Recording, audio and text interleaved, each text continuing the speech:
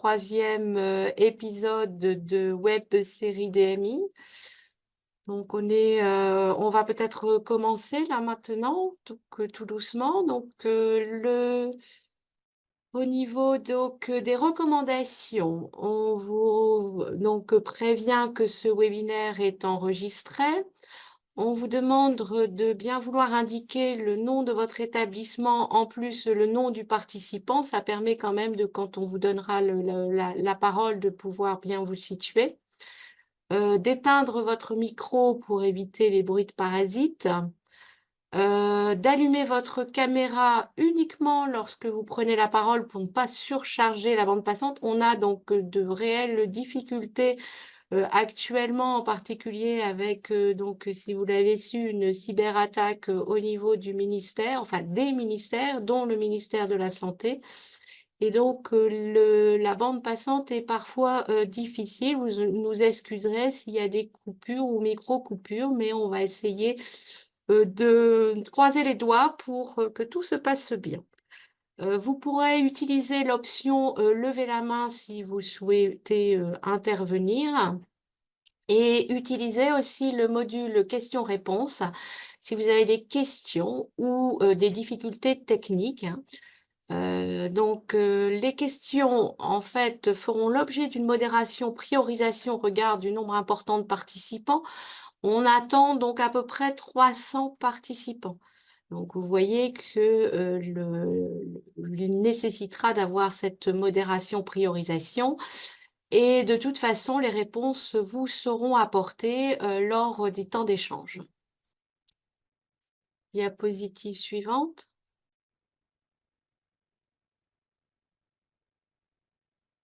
Alors, bonjour à tous, Mélanie Chacou, au Midi de Bretagne. Merci de vous être connectés. Rapidement, avant de laisser la parole, en fait, aux intervenants enfin, ah, il y a un problème de son? Non. Donc rapidement, un petit point sur la réglementation. Comme vous le savez, le règlement européen prévoit que les établissements de santé enregistrent et conservent de préférence par des moyens Alors, électroniques excusez-moi, donc j'ai été couplée. l'IUD des dispositifs médicaux implantables de classe 3 et qu'il est laissé en fait à la discrétion des États membres d'exiger qu'ils le fassent pour d'autres dispositifs. Pour mémoire, on vous a remis le calendrier de mise en œuvre des fabricants pour apposer sur leur étiquette et conditionnement l'IUD et se mettre en norme avec la réglementation européenne. Donc, ça, à titre indicatif, vous savez qu'il a été revu, notamment avec la crise sanitaire, ce calendrier, et que les DM qui sont anciens certificats Commission européenne, donc les Legacy Devices, ne sont pas tout à fait concernés par ce calendrier, puisque les DMI de classe 3, à l'exception des sutures, agrafes, etc., ont jusqu'au 31 décembre 2027 pour se mettre aux normes, et les autres fournisseurs des autres DMI qui sont des Legacy Devices ont jusqu'au 31 décembre 2028. La mise en œuvre et les modalités de mise en œuvre au niveau de la France de ce règlement européen est telle qu'il s'applique aujourd'hui aux dispositifs médicaux implantables qui sont soumis aux règles particulières de traçabilité prévues à l'article R 5212-36 du Code de la santé publique. Il s'agit donc de l'ensemble des dispositifs médicaux implantables autres que la classe 3, à l'exception des ligatures, sutures et dispositifs d'ostéosynthèse. Il s'agit également de l'ensemble des DM qui sont inscrits sur la liste intra-GHS pour lequel il est attendu un enregistrement de l'IUD-ID qui sera transmis à l'ATIH par le biais du PMSI. C'est une application à l'arrêté du 22 décembre 2021. Toujours s'agissant des modalités de mise en œuvre, on s'attend à ce que dès que l'identifiant unique des dispositifs médicaux implantables ont un IUD sur leur étiquette ou sur leur conditionnement, celui-ci soit enregistré dans le système d'information de l'établissement de santé à chaque étape du circuit des dispositifs médicaux implantables. Donc, en ce qui concerne les modalités de mise en œuvre, comme vous le savez, les moyens les moyens nécessaires pour la mise en œuvre de cet arrêté sont sous la responsabilité de la direction, conjointement avec le président de CME. Et les données de traçabilité, en fait, sont partagées dans le cadre d'une interopérabilité entre les différents composants du système d'information en temps réel, à l'aide d'un système d'identification et de saisie automatique qui contribue en fait à la sécurité sanitaire, à l'information du patient et à la remontée de données, que ce soit au niveau local, au niveau régional ou, le cas échéant, au niveau national. Aujourd'hui, ce qui nous intéresse plus particulièrement, c'est le référencement. Et donc, vous le savez très certainement, dans l'article 10 de l'arrêté du 8 septembre 2021, il est question que la direction fasse procéder à une étude des risques encourus par les patients liés au circuit des dispositifs médicaux implantables, notamment en ce qui concerne le référencement d'une nouvelle gamme de dispositifs médicaux implantables, et que dès cette étude, suite à cette étude, elle veille à l'élaboration de procédures ou de modes opératoires en intégrant les différentes responsabilités.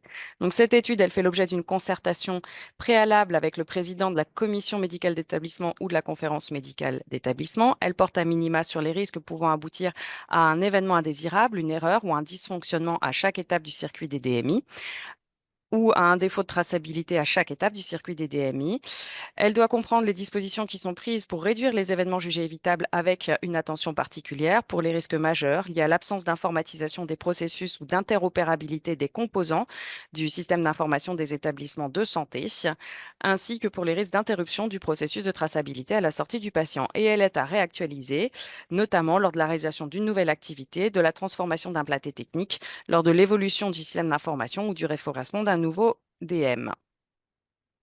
Donc, quand on parle de référencement, et notamment article 15 de l'arrêté du 8 septembre 2021, on entend notamment l'ensemble de la liste des dispositifs médicaux implantables dont l'utilisation est préconisée dans l'établissement de santé, qui a fait l'objet d'une validation en commission médicale d'établissement et qui constitue ce qu'on appelle la base référentielle des DM et qui donne lieu à une fiche produit pour laquelle il est attendu un certain nombre d'informations, notamment l'IUD-ID, dès lors qu'il est disponible, on l'a dit, sur l'étiquette ou sur le conditionnement, le nom et la dénomination commerciale du dispositif médical implantable, la dénomination selon la nomenclature de référence en vigueur, le nom du fabricant, la référence ou le numéro de catalogue du fabricant, les dimensions cliniques et le cas échéant, le nom du distributeur et la référence ou le numéro dans le catalogue du distributeur. Et à partir de cette liste de références, en fait, il est possible de définir les dispositifs médicaux qui vont intégrer les dotations, si dotations il y a dans un service utilisateur, de prévoir des formulaires de demande de dispositifs médicaux implantables et d'organiser en fait la commande vers l'API et vers le fournisseur. Donc, je vous propose maintenant qu'on laisse la place au retour d'expérience. Je vais arrêter mon partage d'écran et je vais laisser la parole au docteur Abir Petit du Centre hospitalier universitaire d'Amiens. Bonjour à tous. Est-ce que vous voyez tous mon écran? Alors, je voulais tout d'abord remercier toute l'équipe de l'Omédite Hauts-de-France de m'avoir sollicité aujourd'hui pour me permettre de partager avec vous notre expérience par rapport à notre démarche initiée au sein du CHU sur la mise en place de l'IUD dans notre référentiel produit, donc l'AGEF, via la CIODM. Et donc, c'est, comme on l'a déjà dit, c'est une étape nécessaire dans la sécurisation du circuit des dispositifs médicaux implantables. Cependant, pour comprendre notre démarche, il me semblait très important de vous présenter d'abord notre structure et notamment notre plateau technique, ainsi que notre activité chirurgicale, à partir de laquelle va découler toute l'activité pharmaceutique et derrière et la sécurisation du circuit des dispositifs médicaux implantables. Alors, pour rappel, le CHU d'Amiens est un des 2 établissements universitaires de référence et de recours de la région Hauts-de-France, avec des missions de soins, d'enseignement et de la recherche d'innovation. Le CHU Amiens est l'établissement support du GHT Somme Littoral Sud, qui est composé de 10 établissements de santé, et aussi il est associé aux 4 autres GHT de l'ancienne Picardie, coordonnés par les centres hospitaliers de Creil-Senlis, Beauvais, Saint-Quentin et Compiègne. Je vous ai présenté ici le nombre d'agents hospitaliers. Cela, c'est très important pour vous montrer d'une part que rien qu'au sein du plateau technique opératoire et interventionnel, il y a plus de 300 agents hospitaliers, IBOD ou MAR, ainsi que 200 médecins qui évoluent. Et donc, en termes de formation, c'est quelque chose de très lourd à organiser et donc à maintenir au fil de temps. Alors, pour information, le CHU d'Amiens est en chantier depuis des années, donc c'est plus de 10 ans. Le chantier continue aujourd'hui, mais on commence à voir le jour puisqu'on est passé de 4 sites à 2 sites. Et aujourd'hui, nous sommes dans un nouveau CHU avec des nouveaux locaux tout neufs. Et ça, c'est vraiment très appréciable. Donc, sur 1700 lits et places, on a 1300 lits MCO qui sont tous centralisés donc sur le site sud, avec une plateforme pharmaceutique logistique qui a été créée depuis 2012. Et on a plus de 400 lits de chirurgie avec des places ambulatoires et surtout un espace accueil J0 pour les interventions chirurgicales et un plateau technique opératoire interventionnel qui est regroupé sur 2 étages sur le site sud. Alors, mais nous avons aussi une convention avec le privé sur le site de l'IOP pour la chirurgie ambulatoire d'ophtalmologie, notamment pour la cataracte, avec quelques chirurgies ophtalmiques qui sont maintenues au CHU et qui sont réalisées notamment pour la chirurgie ophtalmique complexe et les urgences. Donc, si on s'intéresse maintenant au plateau technique opératoire du CHU, donc nous avons 45 salles qui sont réparties de la sorte. Donc, un bloc opératoire de 33 salles opératoires. Donc, nous avons 15 spécialités chirurgicales, donc la chirurgie cardiaque, la chirurgie vasculaire, thoracique, orthopédique, plastique, urologie, gynécologie, digestive, pédiatrique, ORL, CMF, neurochir et ophtalmo. 2 salles césariennes, un plateau d'imagerie interventionnelle de 5 salles qui intègrent une salle hybride et 7 salles dédiées aux endoscopies, donc 3 salles avec anesthésie et tout ça est entouré de lits de soins critiques, dont 4 lits USC en SSPI. Et donc schématiquement, vous voyez par exemple sur le module, enfin sur le premier étage, on voit la ligne d'urgence vitale hein, donc, qui arrive avec donc l'axe rouge ici. Donc, je ne sais pas si vous voyez donc la flèche, l'axe rouge. Et ici, donc, vous avez donc le bloc opératoire, donc sur le premier étage, composé donc de 20 salles, donc module 2 et module 1, avec donc l'USIC, donc l'urgence vitale, donc l'USIC, le bloc opératoire, avec donc les soins critiques tout autour et donc l'imagerie interventionnelle qui arrive juste là. La SSPI entre donc les 2 modules du bloc opératoire et le bloc obstétrical. Donc, sur le deuxième étage, nous avons donc le module 3, donc les 10 salles opératoires et ambulatoires, avec donc la SSPI et puis donc le secteur endoscopique, ainsi que l'USC et l'UMCA. Donc, la chirurgie ambulatoire, enfin l'accueil pour la chirurgie ambulatoire. Alors, en termes d'activité, plus de 30 000 interventions chirurgicales par an, avec donc 10 000 séjours de chirurgie ambulatoire et des activités de recours comme la greffe rénale, le don d'organes et ainsi que des interventions chirurgicales, pédiatriques, oncologiques et d'urgence. En termes de référentiel de DMI, nous gérons 5 000 références de DMI, dont 60% T2A et 70 000 DMI posés par an, pour la plupart, donc une vérification et un suivi des indications posées dans le logiciel DPI, donc DXCare. Donc, c'est une charge de travail colossale et chronophage pour cette activité donc, de dispositifs médicaux implantables. Alors, comment notre circuit informatique pour le circuit des dispositifs médicaux implantables a évolué donc, depuis 2007? Ce circuit il est informatisé donc, depuis 2007. Donc, cette informatisation, elle a démarré avec le logiciel Cedistoc. À l'époque, pour tracer le circuit des DMI dans sa globalité, c'est-à-dire depuis la réception jusqu'à l'implantation, mais à l'époque avec un inconvénient, une double saisie de réception dans 2 logiciels, qui est donc Cedistoc, le logiciel de traçabilité, mais également MAC2, qui est donc notre GEF et le logiciel maître du référentiel produit pour la commande et la facturation.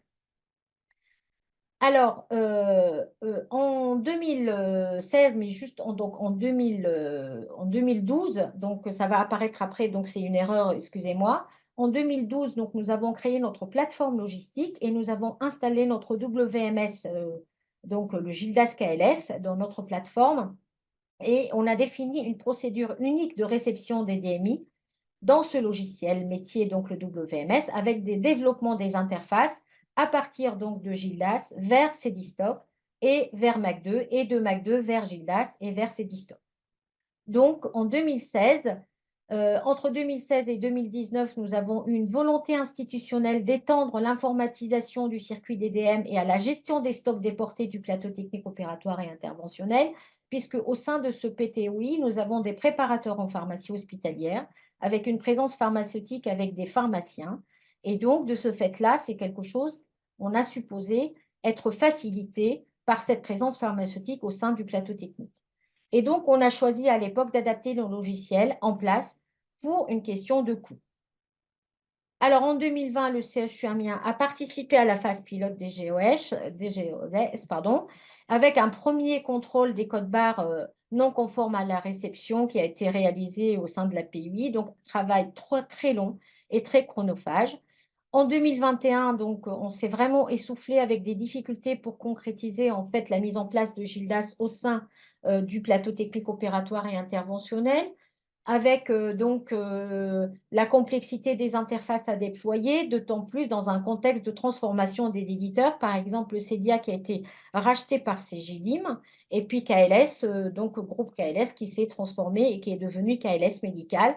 Bien entendu, pendant cette période, les objectifs et les priorités donc, de ces éditeurs ne sont plus les mêmes et il faut aussi s'adapter à cette évolution. Alors en 2022, donc 2022-2023, après la crise, donc on a essayé tant bien que mal de relancer le projet qui a été impulsé par l'intérêt économique attendu et surtout par l'évolution réglementaire puisque on a voulu, suite à l'arrêté donc de septembre, voir comment on peut intégrer l'interopérabilité via l'UDID. Et puis donc, on l'a déjà dit, avec l'obligation de remonter donc les intra-GHS, donc les DMI intra-GHS par l'IUD depuis mars 2022. Et puis en même temps, des contrôles, des codes barres n'ont pu finir à la réception, travail très chronophage. Et donc voilà. Alors, maintenant qu'on a fixé le contexte, donc voici donc un extrait de notre cartographie du système d'information qui comprend tout le circuit des dispositifs médicaux implantables. Donc, cette cartographie, elle a été réalisée donc toute récente, donc en août 2023. Donc, concernant les logiciels institutionnels, donc nous avons deux, donc le DPI, c'est DXCare, et puis donc la GEF pour la facturation, c'est MAC2. Concernant les logiciels métiers qui sont implantés au sein du plateau technique opératoire et interventionnel, nous avons deux. Donc, tout d'abord, pour la gestion des interventions, pour le bloc opératoire, c'est DXblock, et pour tout ce qui est radiologie interventionnelle, c'est DXimage. La gestion des dépôts, les achats, des DMI, la traçabilité de pose d'implants et la demande de renouvellement d'implants, c'est dans le logiciel de traçabilité et de gestion de stock des DMI, c'est DStock. Et puis, donc, les logiciels métiers qui sont au sein de la PUI, donc ils sont multiples, hein. Donc, notamment MAC2 avec le référentiel DMI, donc c'est notre logiciel maître et c'est lui qui envoie les informations de notre référentiel à tous les autres logiciels métiers. Donc, nous avons intégré au sein du référentiel DMI la CIODM et ça sera l'objet de ma présentation derrière. Et donc, la validation manuelle de la demande de renouvellement de l'implant donc de ces DStock, ça c'est quelque chose qui est fait par l'API. Et donc la validation automatique de la commande dans Gildas, c'est quelque chose qui, avec des interfaces, validation manuelle de la commande dans MAC2. Cette validation manuelle de la commande dans MAC2 va générer un attendu de réception dans Gildas, qui est donc notre logiciel de réception et de gestion d'entrepôt à l'API. Et donc, le logiciel de pré-réception, réception, délivrance à l'API, donc c'est Gildas. Et après, donc, toute la partie accusé-réception, gestion des stocks, traçabilité, c'est DStock.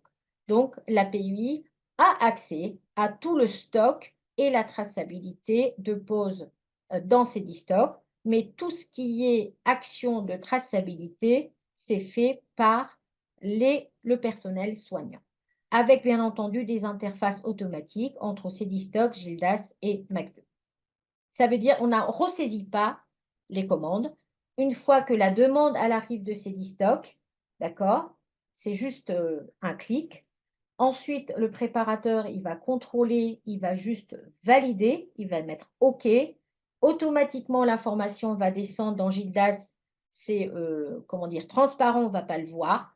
Il va aller, donc la commande, elle est générée dans MAC2 et il va aller valider la commande dans MAC2. Et ceci va envoyer un attendu de réception dans Gildas.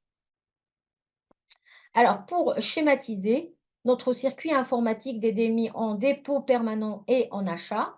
Donc, voici donc ici le fournisseur à la livraison. Donc, nous avons à la PUI ici, donc la pré-réception. Elle se fait dans Gildas sur le quai commun par des magasiniers. Donc, c'est une pré-réception obligatoire, hein, donc contrôle comment dire, des cartons, de l'emballage. Puis, donc, le dispositif médical implantable, il est acheminé au sein de la PUI. Il va y avoir une action de réception par des agents de traçabilité qui ne sont pas des préparateurs en pharmacie. Ce sont des agents administratifs qui vont faire cette réception dans Gildas, c'est-à-dire ils vont rapprocher donc le bon de commande avec le numéro de lot, la date de péremption, par scannage, c'est-à-dire on va utiliser une scanette, un système d'acquisition des données ou SAD, donc pour faire donc ce rapprochement. Et puis après, donc on a rajouté une étape de délivrance, ce qui est recommandé par l'arrêté. Donc on a une étape de réception et de délivrance qui est faite par les agents de traçabilité à l'APU. Donc, le dispositif médical, il est acheminé vers le plateau technique. Ce qui nous manque aujourd'hui, c'est au moment où, par exemple, le rôle qui va transporter l'implant arrive à l'entrée du bloc, c'est l'accusé de réception du rôle qui, normalement, est composé de tel implant. Donc, cette étape-là, nous ne l'avons pas encore, mais ça fait des années qu'on est en train de travailler avec les éditeurs pour que cela se mette en place, mais je pense que ça va venir.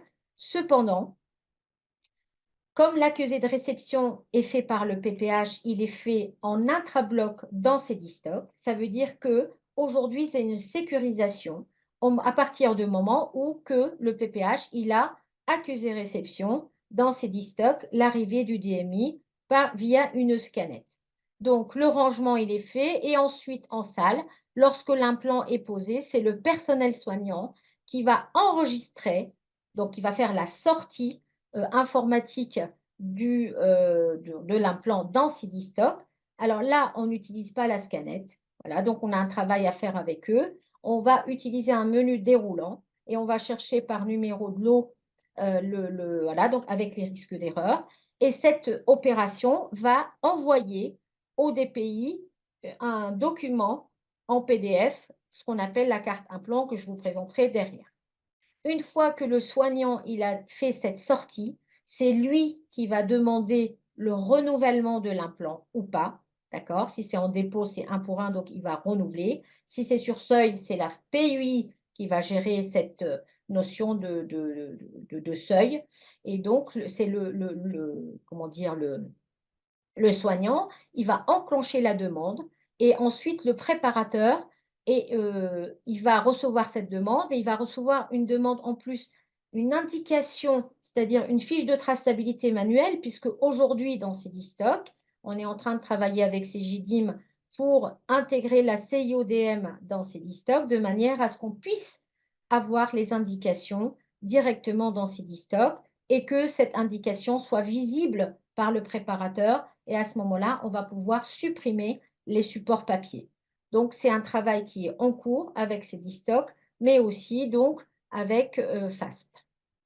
Alors, donc, on reçoit, le préparateur, il reçoit la fiche implant et puis il a la ligne de demande du soignant. Donc, il va aller vérifier cette traçabilité dans CDStock, comme quoi l'implant avec tel numéro de lot a bien été posé à tel patient. Il va vérifier que sur l'ordonnance de traçabilité, nous avons bien l'indication qui est cochée. Il va donc, lui, ensuite s'occuper de sa commande, hein, donc de renouvellement, de la régularisation, et il transmet les ordonnances au pharmacien qui, lui, il va contrôler les indications dans Dexcare. Et donc, à partir de CDStock, on gère aujourd'hui les extractions des fiches comptes, donc d'une façon automatique, et c'est quelque chose qui est géré par notre cellule de traçabilité qui est composée des agents administratifs. Donc, c'est ce que je vous disais tout à l'heure, les agents qui font de la réception, ils s'occupent de cette extraction et donc en lien avec les pharmaciens et avec les préparateurs en pharmacie. Concernant le circuit informatique des DMI en dépôt temporaire, eh bien donc le mécanisme est complètement différent puisque donc la demande, elle arrive par le plateau technique, elle arrive donc d'une façon écrite puisque nos préparateurs sont sur place également. Souvent, elle arrive oralement puisque donc ils font partie complètement de l'équipe du bloc opératoire. Cette demande, elle est saisie pour 90% des cas dans Ascali. Donc, parce qu'aujourd'hui, on travaille, nous, avec Ascali et on encourage les industriels et Ascali, plus on a des demandes, plus on envoie Ascali de manière à dématérialiser donc nos demandes.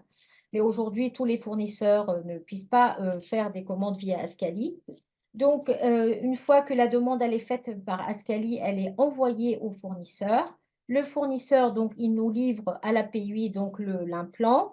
Il est contrôlé. Donc, c'est un contrôle manuel, donc il n'y a pas une réception informatisée. Donc, c'est pour l'instant une réception non informatisée, contrairement à ce qui est donc obligé par la réglementation, hein, n'est-ce pas? Mais à mon avis, c'est quelque chose de très chronophage et très compliqué à mettre en place parce que quand on reçoit, par exemple, un dépôt d'ortho, c'est plus de 50 implants. Donc, il n'est pas possible informatiquement de faire des saisies, une réception informatique où, à mon avis, on va être bloqué à un moment donné par les logiciels parce que les logiciels sont-ils en capacité de faire cette réception? D'autant plus quand on demande un dépôt temporaire, ça veut dire que pour la plupart, les références ne sont pas existantes dans notre référentiel produit. Ça veut dire qu'il faut les créer en amont. Alors, on les crée en amont et ça veut dire si on ne les utilise pas, quel est l'intérêt? Voilà, donc c'est vraiment c'est une discussion, c'est quelque chose qui n'est pas encore clair et puis, à mon avis, très facile à mettre en place. Donc, on a une réception non informatisée et donc, le bon de livraison, il est rapproché quand même au bon de commande. Et puis, donc, il est envoyé donc, au niveau du plateau technique. D'accord? La pause, elle a lieu. Une fois que la pause, elle a lieu, donc, le soignant, il va remplir une fiche de traçabilité papier sur laquelle il va coller les étiquettes de traçabilité donc d'implant. Et donc, il va comment dire, transmettre cette fiche au préparateur en pharmacie qui, lui, si l'implant il est créé dans notre référentiel, il est rattaché au marché, il va pouvoir faire sa régularisation et donc il va faire la démarche inverse, c'est-à-dire c'est lui-même, là, c'est le seul cas où c'est lui qui va donc faire la traçabilité dans ses 10 stocks et cette traçabilité va générer dans DXR la carte implant. Ou bien donc l'implant n'est pas créé dans notre référentiel et à ce moment-là, il va nous demander de faire une création et à ce moment-là, on crée le produit et il reprend en fait la démarche donc par la suite. Alors, je passe vite, donc on l'a déjà rappelé, donc l'enregistrement de l'IUD dans les établissements de santé, il est obligatoire, que ce soit par le règlement et par l'arrêté, et notamment pour les dispositifs médicaux implantables de classe 3. Alors, comment le CHU Amiens a initié la démarche de sécurisation de son référentiel produit? Alors, donc, l'arrêté de septembre, donc en mars 2022, donc, on a fait une réunion de démarrage pour l'application de l'arrêté. Donc, il y a eu une nomination du RSMQ avec une rédaction de fiche de poste. Bien sûr, aucune ressource humaine supplémentaire n'a été dédiée. Donc, application à moyens constants en lien avec un interne en pharmacie. On a eu la chance qui a fait donc, ceci a fait l'objet de sa thèse. On a constitué un groupe de travail de pilotage pluridisciplinaire dans lequel il me paraît très important d'intégrer le référent et avoir un référent DSN de manière à travailler donc sur l'IUD. Voilà. Et notre solution cible, donc, comme je vous l'ai dit, donc notre référentiel produit MAC2, donc le référentiel catalogue. Et donc aujourd'hui, nous avons la signature des commandes en MAC2 et puis donc l'envoi par voie dématérialisée des commandes vers les fournisseurs via Hospitalis. Donc l'interface de catalogue MAC2 vers Gildas. Ce qu'on voulait mettre en place, le Gildas déporté dans les stocks déportés, donc une interface en temps réel, mais aussi donc l'interface du catalogue vers ces 10 stocks pour la traçabilité patient. Et puis, bien entendu, comme aujourd'hui c'est le cas, la génération de la carte implantant DXCare et puis donc l'envoi de l'IUD, donc sur la carte implant donc l'IUD, l'envoi donc au DMP et puis l'extraction des fiches comptes, l'extraction des intrants GHS à partir des IUD et l'extraction des indications donc à partir de ces stocks d'une façon automatique pour ne pas être exhaustif. Et donc, voilà, aujourd'hui, et donc avec la mise en place de l'ACI-ODM dans MAC2, voilà, donc pour avoir l'IUD, la mise en place de l'ACI-ODM dans Gildas à la réception pour avoir le même référentiel produit et également la mise en place de l'ACI-ODM au niveau de Cdstock pour avoir le même référentiel et surtout les indications de manière à faire des extractions automatiques. La situation à ce jour, bon, on a quand même avancé, hein, parce que ça fait quand même quelques années qu'on est dessus et on se demande si on n'avait pas intérêt quand même à attendre parce qu'on était quand même, on avance peut-être et puis que les choses ont avancé et on a des comment dire, des outils avec des éditions qui ne peuvent pas évoluer ou qui nécessitent un financement ou voilà, donc qui nécessitent donc qui ne sont pas dans le modèle standard et qui nécessitent donc des modèles spécifiques et ça veut dire un financement. Donc aujourd'hui, on a la CIO dans MAC2. Donc aujourd'hui, à partir de MAC2, on signe les commandes et puis l'IUD, il est envoyé via Hospitalis au niveau des commandes, mais je vais vous expliquer l'avantage et l'inconvénient de cette organisation parce que tout le reste ne fonctionne pas. C'est-à-dire que l'IUD n'est pas dans Gildas, enfin, je vais vous expliquer comment. Il n'est pas dans Gildas, il n'est pas dans Cdstock, il n'est pas sur la carte implant. Et aujourd'hui, je ne peux pas faire des extractions automatiques à partir de Cdstock puisque cette information-là n'est pas dans Cdstock. Alors, voici un exemple de notre fiche implant qui est donc générée à partir de Cdstock et que l'on retrouve dans DXCare. Donc, à ce jour, l'IUD n'apparaît pas sur la fiche, mais on est en train de travailler avec CGDIM pour que cette information puisse apparaître. Et puis, on attend que en fait, le champ soit complété dans Cdstock, puisque aujourd'hui, le champ, il figure bien dans Cdstock, mais il n'est pas rempli. Voilà. Donc, ce n'est pas un problème qui est lié à CGDIM, c'est un problème qui est lié en amont de CGDIM. Voilà, donc problème d'interface de MAC2 vers CGDIM, vers Cdstock. Alors, concernant tout d'abord le référentiel produit, donc voici donc notre fiche produit. Donc, on en a parlé tout à l'heure. Notre fiche produit, donc MAC2, et voici donc un extrait donc de la fiche produit CIODM. Donc, on a choisi dans notre fiche produit, nous, de garder notre nomenclature et ne pas utiliser donc le libellé qui est fourni via la CIODM parce que c'est un libellé qui n'est pas standardisé et qui est fait par les fournisseurs. Voilà, donc nous avons mis en place une nomenclature interne sur 3 libellés produits. Le premier libellé, donc, c'est la classe. C'est le libellé, c'est notamment, par exemple, le libellé dans notre appel d'offres. Là, en l'occurrence, si je prends l'exemple de l'électrode vectrice compacte, donc le libellé 1, il correspond à l'électrode percutanée pour neurostimulation médulaire. Le libellé 2, donc, on met donc là la DCI, en l'occurrence vectrice compacte, parce que les services, il a fallu qu'on trouve un standard qui soit compréhensible par les soignants aussi, parce qu'il ne suffit pas que de faire un standard que pour l'API, il faut le partager avec les soignants, et ça c'est important. Donc la DCI, donc il parle en DCI, mais aussi avec des caractéristiques importantes qu'on définit avec les utilisateurs. Donc là, en l'occurrence, on a mis la longueur et puis le nombre de plots avec donc la référence. Et donc celui-ci, donc il est appairé. Donc nous avons le code CIODM. Ça veut dire que c'est un code qui a été appairé. Ça c'est important parce qu'il n'est pas appairé. La mise à jour automatique ne se fait pas. Donc il est important que cette mise à jour, que cet appairage ait lieu. Et puis après, donc on va descendre donc des informations de type la M21 et la NCHFS. Sur la page suivante, nous avons donc la Cladimed qui est toujours incrémentée, bien que ce n'est pas la classification donc officielle aujourd'hui, c'est plutôt la classification EMDN. Sachez que FAST il a dans ses fiches la classification EMDN. C'est un travail à faire en interne avec les éditeurs pour que nous, on importe plutôt l'EMDN dans notre case ATC plutôt que la classe Cladimed. Voilà, et donc ce qui est important, c'est que nous avons cette information facturable T2A avec les dates qui viennent automatiquement de ces de FAST. Pardon.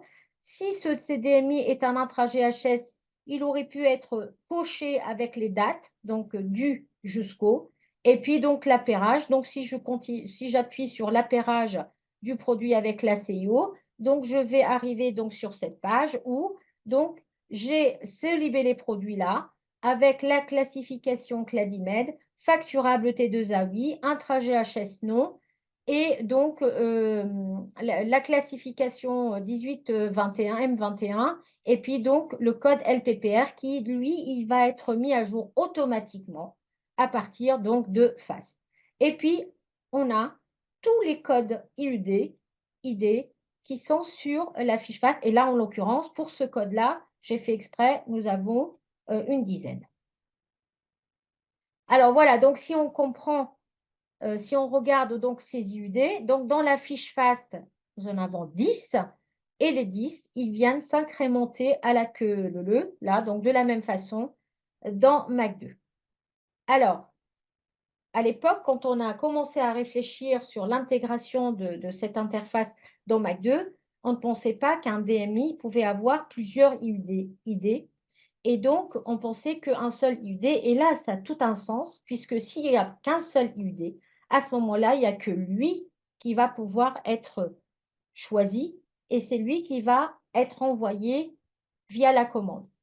Aujourd'hui, quand je peux recevoir un implant avec le premier code IUD, mais je peux aussi recevoir un autre jour avec un autre code IUD et lequel prendre. Et aujourd'hui, comme on a mûri la réflexion, on considère aujourd'hui que l'IUD, c'est une donnée, il doit être géré comme une donnée labile, c'est-à-dire pas une donnée fixe.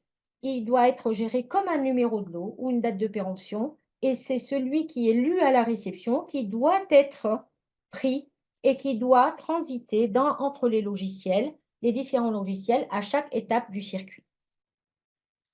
Alors, si je prends donc le premier IUD là, donc voilà, à la réception à ce jour, donc je reçois donc la même électrode, et donc c'est l'IUD qui n'est pas tracé à la réception à l'API, donc je scanne ce code barre qui est normé, hein, donc tout va bien, et on voit bien que en fait, dans Gildas à la scanette, ok, le code IUD il est bien lu, d'accord? Il est bien lu, il est affiché dans Gildas au même titre que le numéro de lot, mais ne remonte pas dans CDStock.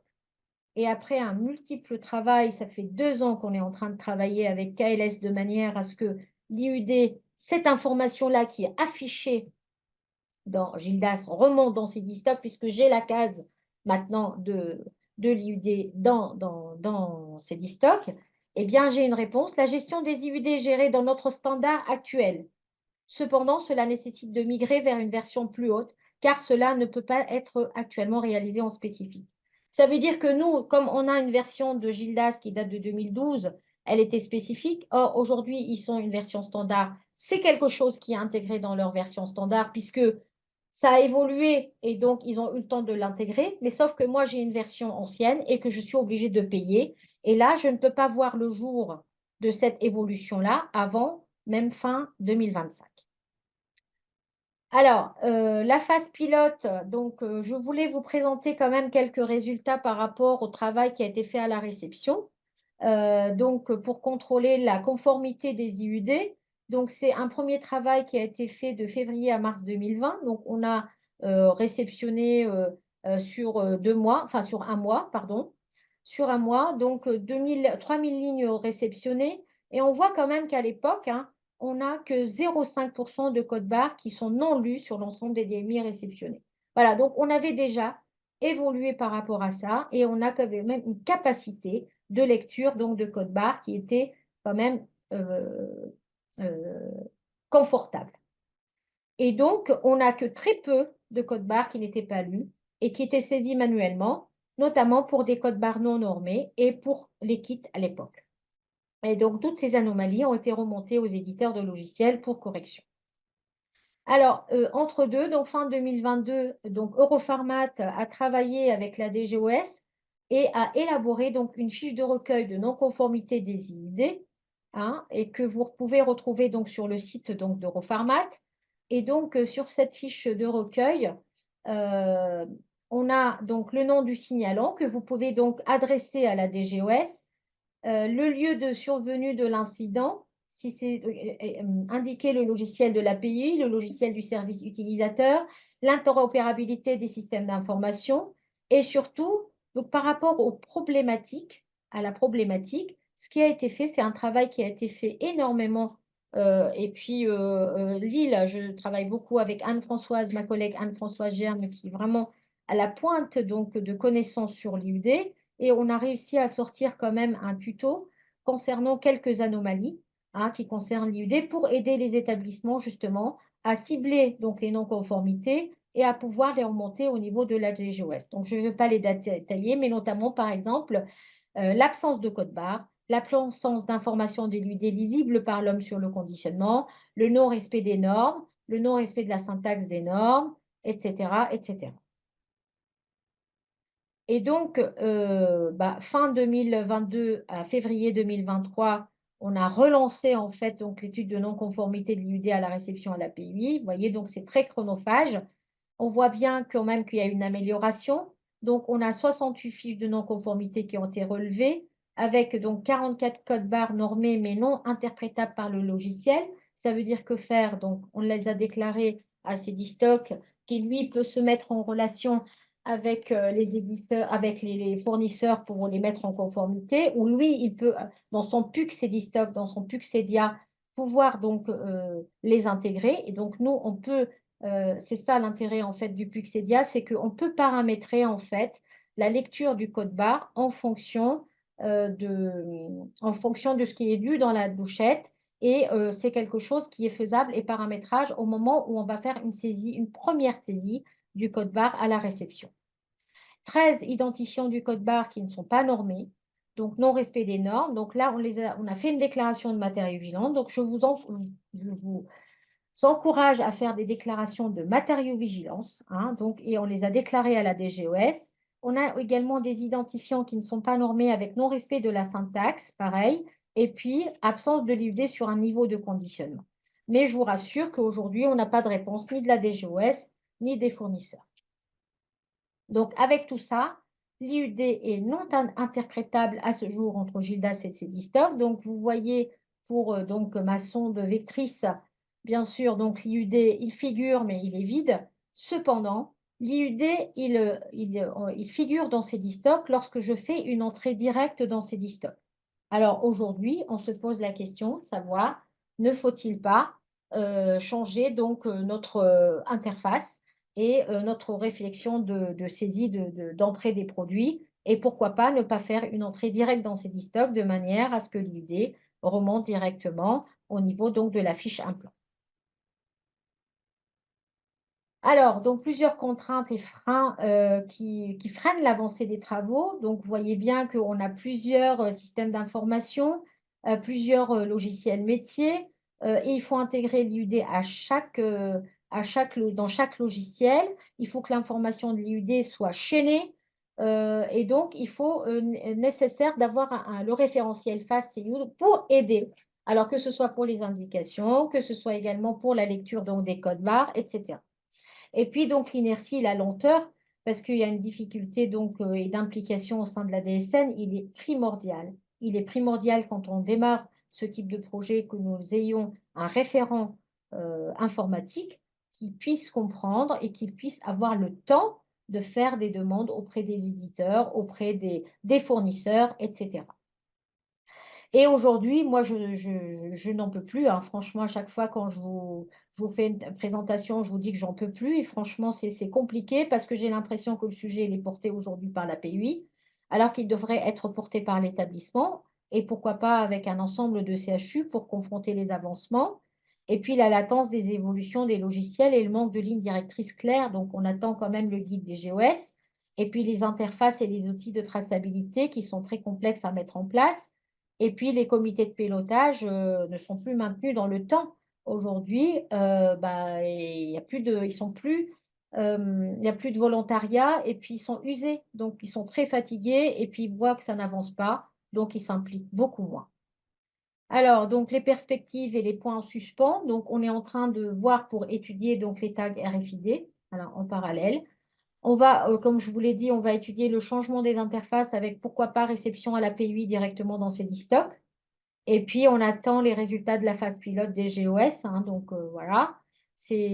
Pour nous, ça va être, je pense, un levier pour aider les établissements à simplifier leur système d'information dédié au circuit. Et puis, on attend le guide des GOS. Et puis, surtout, l'enjeu des ressources mobilisables, que ce soit au niveau de la DSN, que ce soit aussi au niveau de la pharmacie. Le problème aujourd'hui au niveau de la pharmacie, c'est qu'on n'arrive même pas à trouver des pharmaciens candidats. Donc, il y a des postes vacants partout. Donc, je profite donc de ce webinaire pour lancer la demande. Donc, nous sommes à la recherche donc de pharmaciens et nous avons des postes vacants justement pour travailler sur le projet. Je vous remercie pour votre attention. Oui, donc merci au réseau Médit et notamment Mélanie à l'Omédit de Bretagne de m'avoir proposé de discuter sur notre projet, enfin sur notre mise en place d'une optimisation du circuit des DMI à la clinique du Terre. Donc je suis accompagné par Nicolas Guillaume qui est notre responsable de bloc et responsable de production en stérilisation aussi. Donc on a beaucoup travaillé ensemble sur ce projet. Pardon. Je te laisse présenter avec lui. Oui. Alors moi, il ne me l'a pas présenté, mais je suis donc e-bod de formation. Et donc j'ai longtemps été en salle avant de passer sur des missions de manager ou de logisticien au sein de cet établissement. Donc la clinique du Terre, une clinique privée qui a eu plusieurs rachats, et donc anciennement Elsan le plus récent, puis un changement d'actionnariat, un rachat en 2019 avec la création d'un GCS qui est un groupement de coopération sanitaire de droit privé. Donc c'est un GCS qui est peu commun puisque habituellement c'est de droit public et nous c'est de droit privé. Donc l'actionnariat c'est 90% l'actionnaire est le GHBS, donc le groupement hospitalier de Bretagne Sud Lorient, et ensuite 10%, donc c'est une association de praticiens libéraux.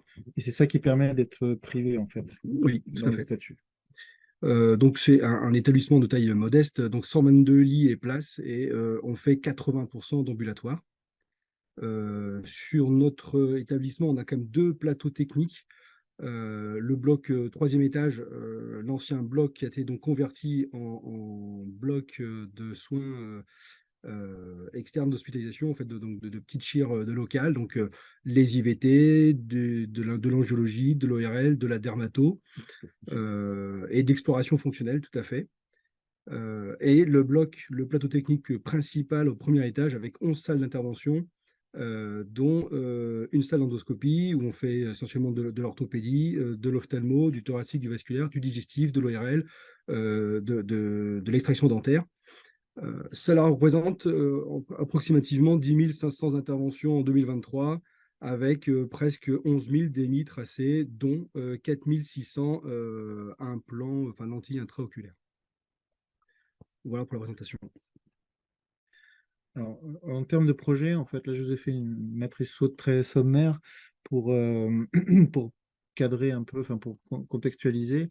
En fait, on a eu un levier fort interne qui était le passage au forfait GHS public, en fait, qui nous a permis d'avoir une capacité d'investissement rapide, alors que ça faisait des années et des années qu'il n'y avait plus rien d'investi parce qu'on était un peu moribond. Donc ça a été vraiment un levier fort qui nous a permis de faire des choses qu'on ne pouvait plus faire avant. Et on avait notamment un DPI qui était complètement obsolète, il n'était pas maintenu. Il y avait l'arrivée proche de l'INS à intégrer à tout ça. Et en fait, notre version n'était pas en mesure de l'intégrer. Donc on était forcément voilà, contraint de changer notre DPI de toute façon. Soit passer sur le même, mais une version bien plus récente, soit complètement changé.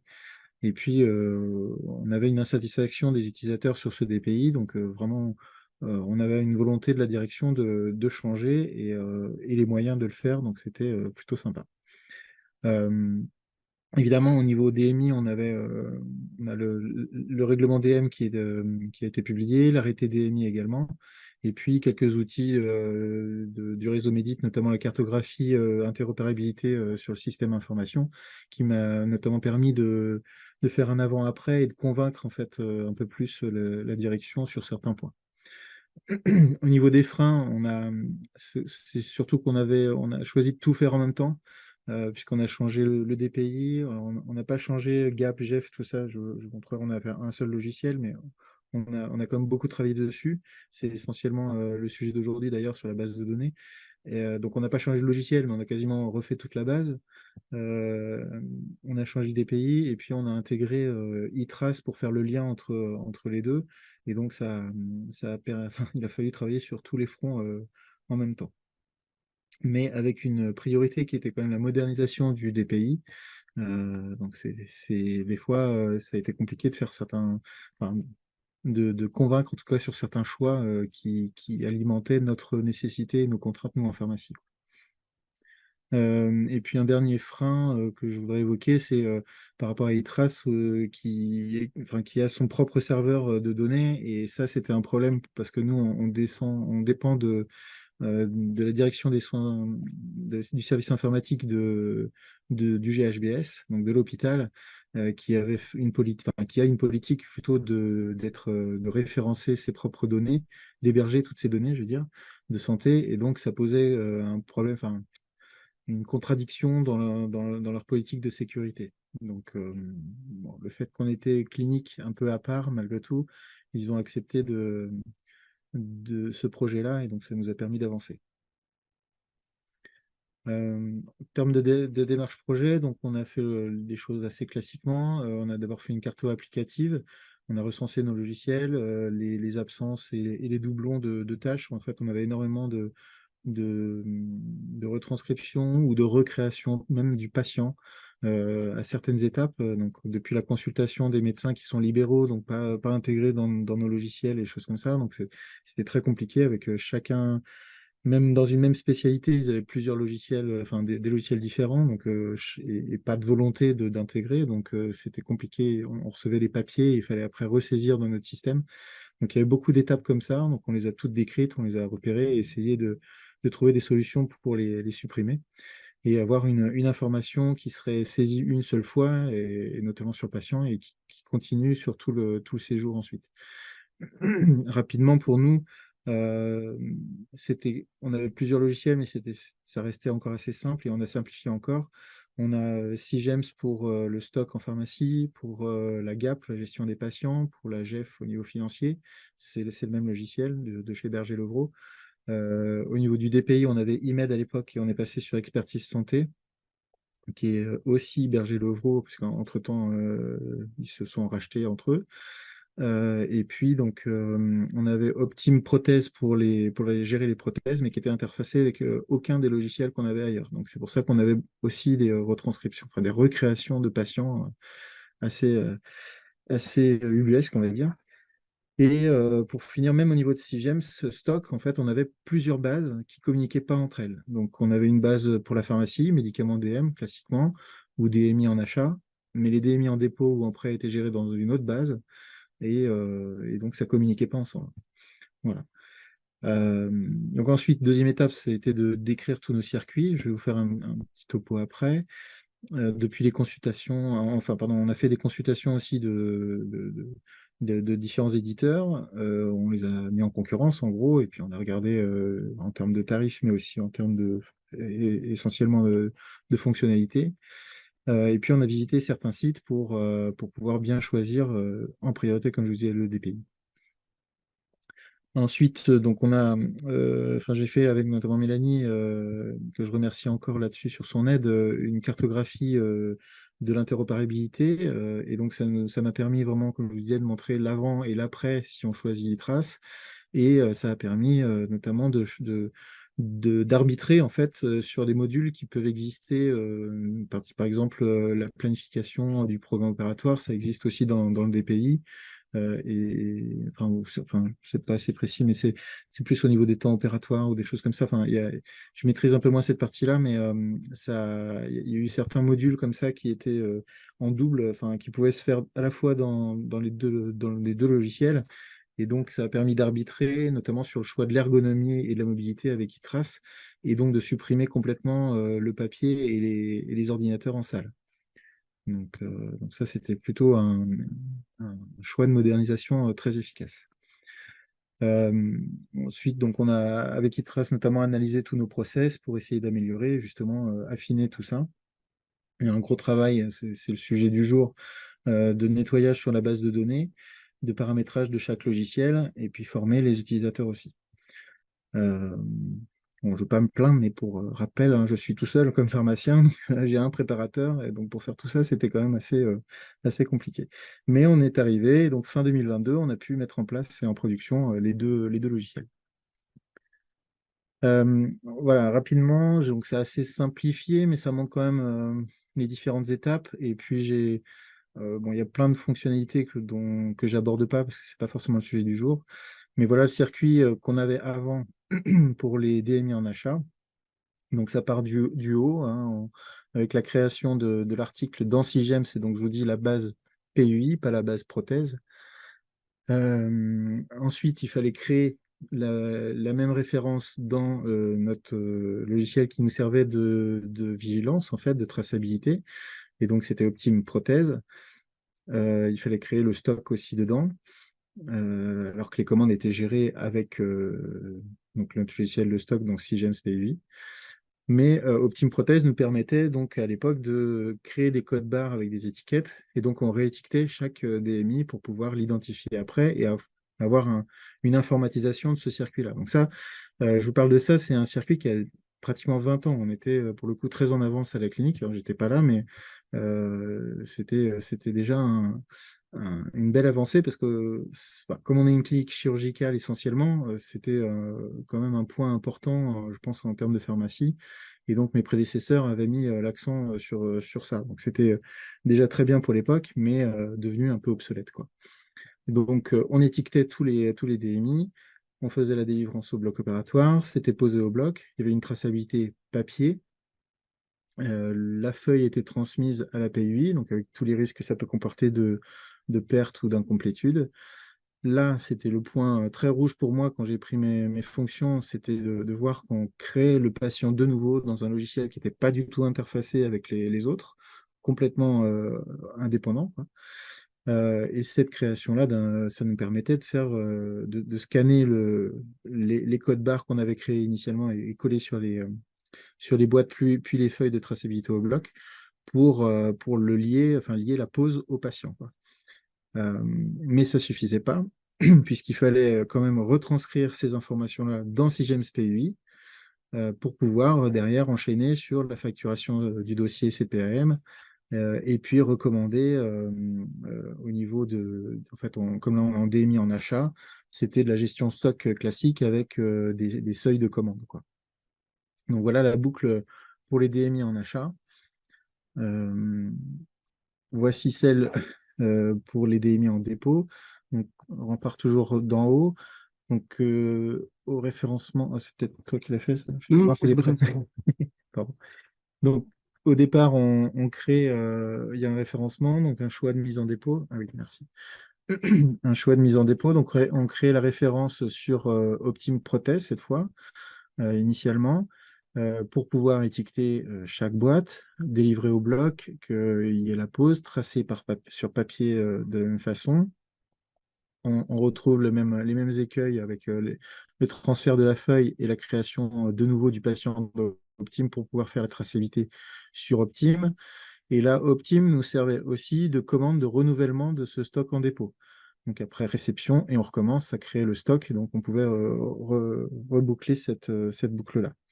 Et en parallèle, il fallait quand même continuer, enfin sortir d'Optime Prothèse et donc recréer, ressaisir toutes ces informations-là dans SIGEM Prothèse pour le coup, la base de données de SIGEMS, mais prothèse, dédiée aux prothèses. Et donc, on crée le stock, enfin la référence et le stock dans SIGEMS Prothèse pour pouvoir après faire la retranscription de la traçabilité et puis la facturation du dossier. Mais aussi, finalement, parce que même si on a créé la commande ici avec Optime Prothèse, c'est pas notre logiciel de gestion financière, donc il fallait créer cette commande-là aussi dans SIGEMS Prothèse pour pouvoir faire la liquidation de la facture ensuite, après réception. Donc vous voyez, il y a quand même un système un peu compliqué avec des retranscriptions, beaucoup de risques d'erreur, et notamment sur l'identitovigilance. Sur les DM en prêt, Nicolas va vous le présenter, mais c'est un peu le même principe. Tout à fait. Pour les DM les DMI en prêt, donc on a une réception physique. Et là, toute cette partie-là, il n'y avait pas du tout de traçabilité. C'était uniquement la réception se faisait par le bloc, puis transfert en stérilisation pour les ancillaires. Et il n'y avait aucune étiquetage au préalable. Donc en fait, la traçabilité papier se faisait via l'étiquette du fournisseur et on retombait sur le même circuit, transfert de la feuille sur la PUI, création de patient d'Optime. Mais cette fois-ci, on n'utilisait pas le code barre Optime. Là, on utilisait la création de patients Optime uniquement pour la traçabilité de l'information, mais la création, la facturation se faisait quand même de nouveau dans SIGEMS. Et ensuite, après, on retombait sur le même circuit pour la pharmacie, à savoir la création dans SIGEMS pour la facturation et la liquidation. Et donc, c'est de la même façon que pour les dépôts, on crée la commande de renouvellement. Là, on crée avec Optime la demande de renouvellement, enfin de facturation, plus ou moins renouvellement si c'était un prêt qui devait rester, quoi. Donc ça, c'est notre schéma actuel. Donc avec une création, en fait, j'ai fait le choix de tout regrouper, donc avoir une seule base de données sur SIGEMS, qu'il a fallu recréer, mais on en parle après. Donc là, on crée la référence dans SIGEMS, ça nous permet, une réception, enfin, il y a un stock qui est créé aussi, si par exemple c'est un dépôt, mais si c'est de l'achat, donc la commande a permis de faire une réception et donc une mise en stock. Et donc après, on peut délivrer au service. La pause, la traçabilité, pour le coup, elle est informatisée au bloc puisqu'on a iTrace. Donc au plus près du patient, c'est l'IBOD qui va scanner le code barre directement du fournisseur. Donc avec un système d'appairage aussi ou de mapping qui permet de faire le lien entre le catalogue iTrace et notre catalogue et donc de parler en fait la même langue entre les deux logiciels. Et au départ, on travaille que sur une seule information, celle qu'on a saisie en fait dans SIGEMS. iTrace est là juste pour capter l'information du fournisseur et faire le lien après avec l'information qui est dans notre catalogue SIGEMS, mais après, c'est l'information qui est dans SIGEMS qui va être utilisée, quoi. Ici, cette flèche-là, c'est pour dire que pour les prêts, par exemple, actuellement, pardon, comme dans beaucoup de centres, mais on est en projet pour faire mieux, mais on ne crée pas toutes les références à réception parce qu'il y en a trop. Donc,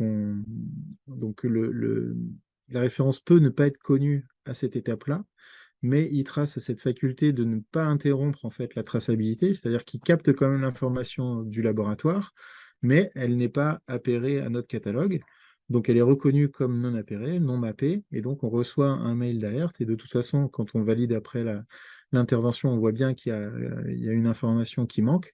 Et donc cette étape-là, en fait, permet de réagir très vite et de créer uniquement les références qui sont posées et tracées et donc de pouvoir continuer la boucle assez facilement. Donc pour un prêt, en fait, on va shunter là et hop, on va repartir sur la création, la mise en stock pour pouvoir après finalement continuer, valider l'intervention et faire une passerelle avec SIGEM, c'est-à-dire que toutes les informations qu'on aura scannées avec iTrace sont envoyées dans SIGEMS pour pouvoir faire la traçabilité au patient.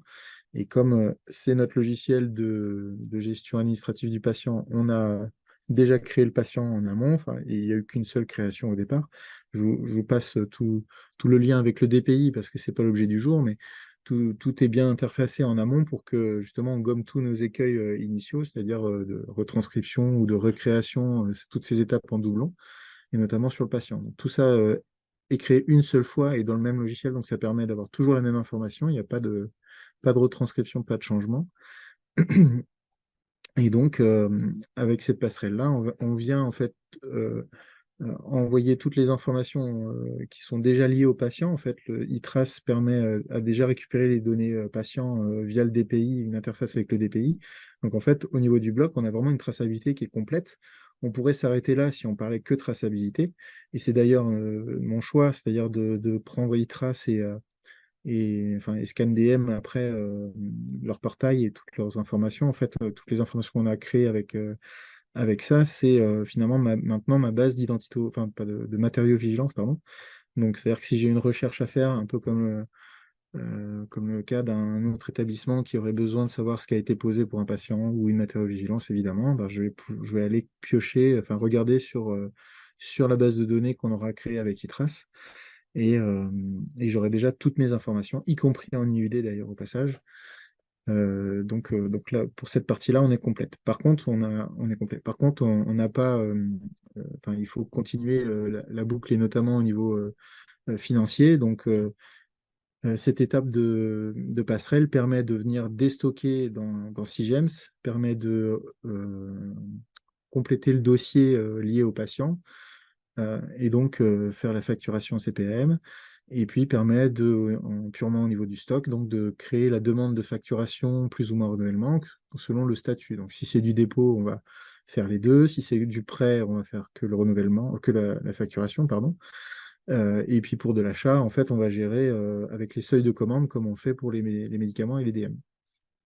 Et donc après, ça va créer, enfin, on pourra faire une réception qu'on fait aussi avec iTrace d'ailleurs, ce qui permet de faire beaucoup enfin, de sécuriser aussi toute cette étape-là de réception alors moi, je l'ai étendu aux médicaments, aux DM et aux DMI en achat et en dépôt. Pour les dépôts, pour les DMI en prêt, on en parle aussi un peu après, mais j'anticipe, c'est une étape qu'on n'a pas encore déployée, mais qui peut se faire en fait virtuellement sans venir impacter notre stock sur Sigems. Et en fait, c'est avec iTrace, on va scanner tout le prêt qu'on reçoit, mais ça ne vient pas se créer ni se stocker dans Sigems. C'est un peu virtuel, on va dire. Et après, après l'intervention, on peut faire la même chose et ça permet de faire un écart entre les deux. Enfin, ça, c'est un projet, je crois, côté iTrace, mais il y a une possibilité. Enfin, en gros, à chaque étape, à chaque moment, on peut dire ce qu'il y a dans l'établissement. Donc ça, c'est super intéressant. Alors pour nous, on ne l'a pas encore déployé parce qu'on a un petit problème de ressources humaines, mais c'est vraiment un projet imminent, quoi. Alors, tout ce travail, pour répondre à la question du jour sur le référencement au commencement de l'optimisation du circuit des DMI, repose sur la base de données. Sans bonne base de données, en fait, on ne peut pas travailler correctement derrière. Donc c'est un travail assez obscur, long, il faut vraiment s'y atteler, mais c'est capital pour la suite. Donc il faut tout nettoyer, supprimer les doublons, les références inactives. Avec Sigems, on peut comment dire, déclarer quelle référence est en livret ou non, que ce soit du médicament ou du DMI, donc ça c'est parfait. Et puis, donc, je vous disais, regrouper les bases de données, puisque nous, on avait deux bases de données indépendantes. C'était pas très intéressant, c'était pas très subtil, mais c'était historique, puisque initialement, la mise en place de la traçabilité des DMI avait été faite par un collègue en stérilisation, et du coup, c'était resté sur la base de stérilisation. Euh, pour uniformiser en fait la base de données, donc j'ai créé une charte une charte graphique, on va dire, pour la création des fiches articles. Et donc ça permet d'avoir toujours le même schéma, un peu comme nous a montré le docteur Petit tout à l'heure, avec des champs qui sont dédiés à telle ou telle information. Et donc ça permet derrière d'être complet et puis d'avoir un maintien qui est un peu plus un peu plus correcte, sachant qu'avant que j'arrive, il y avait au moins 4 ou 5 personnes qui pouvaient créer les articles dans la même base. Donc forcément, à chaque personne, ça pouvait créer des disparités. Donc la seule exigence pour iTrace, mais qui est vraiment pas neutre, c'est d'avoir une référence fournisseur unique. Et donc elle est obligatoire, sinon il ne peut pas y avoir de mapping ou d'appairage. Et donc les deux logiciels après ne pourraient pas communiquer ensemble. Alors pour faire ça, en fait, iTrace nous a aidé méthodologiquement, puisque la première étape, c'est de faire un inventaire avec leur scannet. Alors c'est juste un inventaire de référencement. On ne cherche pas à savoir quel lot ou quel stock on a, juste les références qu'on a en stock. Et ça permet plusieurs choses. La première, c'est savoir si le code barre qui est sur nos boîtes est bien lisible par le système, de vérifier que la référence existe dans le catalogue d'ITRAS, et auquel cas on pourrait mettre à jour à ce moment-là, enfin dès ce moment-là, alors qu'on n'est pas en production, hein, on est d'accord, c'est vraiment en étape projet ça, hein. Ensuite, on a un premier mapping automatisé. Donc, en gros, Itrace nous dit assez vite, ben voilà, vous avez 50%, 60, 80%, enfin, voilà, votre catalogue est déjà bien créé, donc ça permet de se mapper automatiquement. Et donc, c'est toujours ça de gagner. Et puis de mettre en évidence pour ce qui reste, qui n'a pas pu être mappé, c'est les erreurs de référence. Soit elles sont oubliées, soit elles sont erronées, soit on a enlevé les ponctuations, alors que finalement iTrace est capable de les lire de son côté aussi. Tout dépend en fait comment c'est codé dans le code barre. Donc autant prendre l'information et puis la retranscrire sur notre logiciel de stock telle qu'elle est lue après avec le système de captation de l'information. Et puis, bah, ça permet aussi finalement de nettoyer en fonction du stock. C'est-à-dire si on a la référence sur l'étagère, c'est qu'il faut qu'elle soit dans notre catalogue interne. Et au contraire, si elle n'y est pas, c'est que peut-être, alors qu'elle est dans le catalogue, si c'est pas sur l'étagère, c'est que peut-être on n'utilise pas cette référence-là.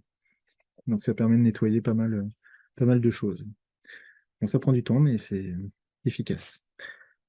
Voilà à quoi ça ressemble après sur Sigems. Donc moi j'ai fait le choix de créer des familles d'articles. Alors il faut savoir que sur Sigems, en fait, une famille d'articles tels que DMI en dépôt refac, en fait, refacturable, enfin, permet de faire un paramétrage assez précis qui après conditionne le comportement en fait de Sigems par rapport à un article qui est déstocké. Donc typiquement, un dépôt refacturable, il va aussitôt demander enfin, créer une commande de renouvellement.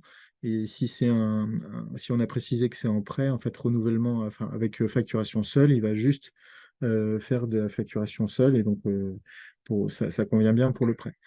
Euh, et à l'inverse, pour de l'achat, en fait, il va se comporter comme pour n'importe quel article qu'on gère en pharmacie, et ce sera en fonction des seuils de commande qu'on aura définis.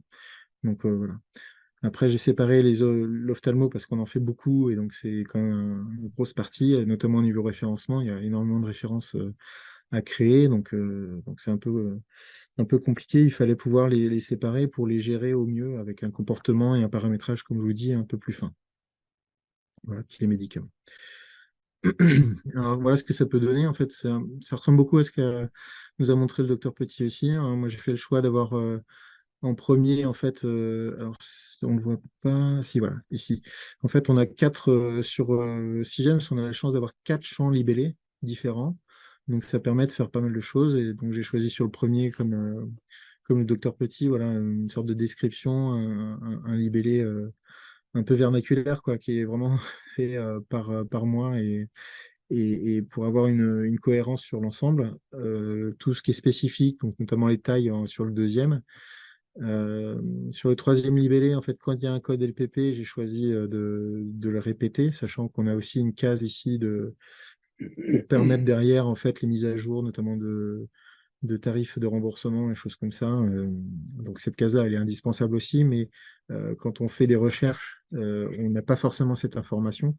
Donc j'ai choisi de la remettre ici, et en fait ça permet de regrouper, notamment quand il y a plusieurs vis avec un même code LPP, ben, pouf, en termes de consommation, on sait qu'on a pris, je sais pas moi, 200 vis corticales de telle gamme. Et on s'en fiche à ce moment-là, puisqu'on cherche une consommation des différentes tailles. Donc ça permet d'éviter d'avoir à faire la somme de chaque taille. Et puis la référence ici, sachant que la référence, on est obligé de l'avoir aussi dans le champ référence que je vous montrerai après.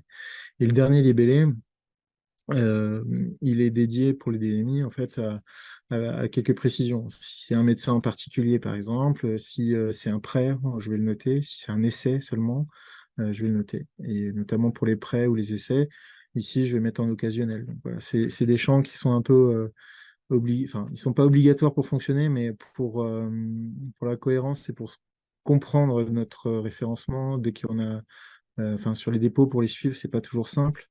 Donc en faisant ça, on est sûr de ce qu'on fait. Et puis évidemment, la famille, comme je vous disais tout à l'heure, et le code comptable donc, pour que ça fonctionne au niveau des collègues de la compta. Et donc dans Sigems, pour les dépôts, on gère aussi le stock et on gère aussi ce qui est dotation. Donc on le voit ici.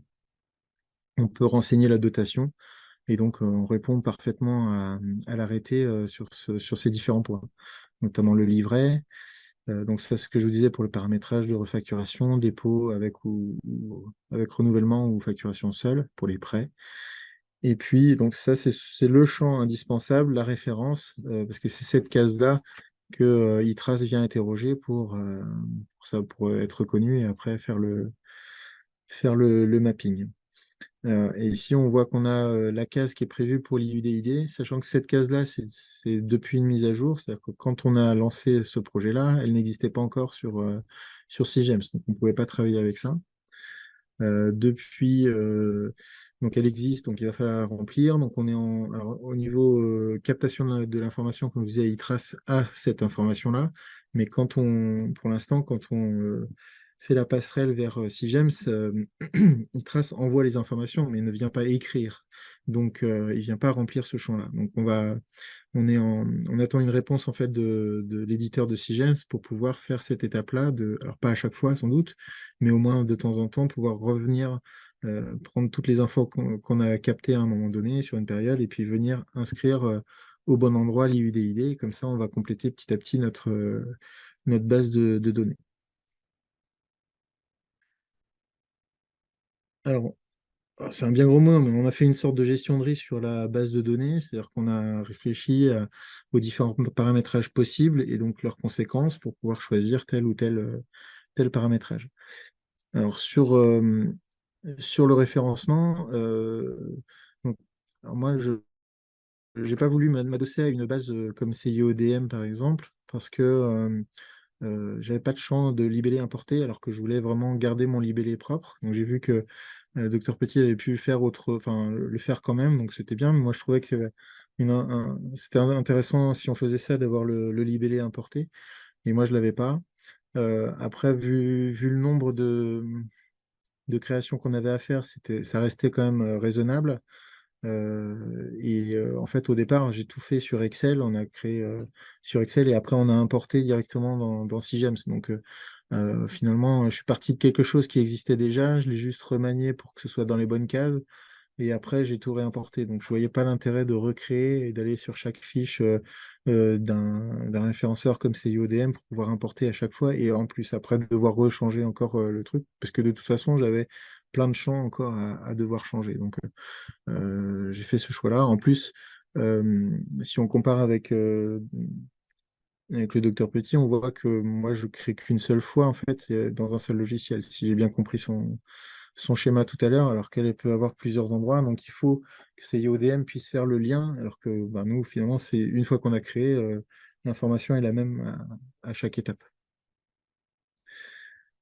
Donc oui, mon nom vernaculaire, si on veut, c'est pour dire que c'est moi qui l'ai choisi, ça permet d'être cohérent, d'avoir ce petit schéma de tout à l'heure ici, avec par exemple tous les Ananova en fait en premier, et puis après on définit si c'est une tige ou autre, et puis on retrouve la taille, le code LPP s'il y en a un, et la référence à chaque fois. Donc pour tout ça, ça permet sur nos feuilles de commande, y compris pour le bloc, d'avoir les informations toujours au même endroit et de ne pas se tromper, de regrouper assez facilement toute une gamme.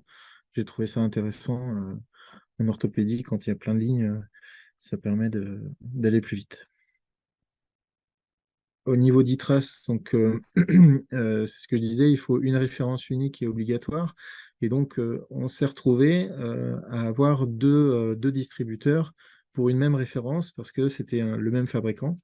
Donc des fois même le numéro de lot, mais bon, ça, à la limite, ça bloquait déjà à l'étape d'avant, c'est-à-dire reconnaître quelle référence et quel fournisseur c'était.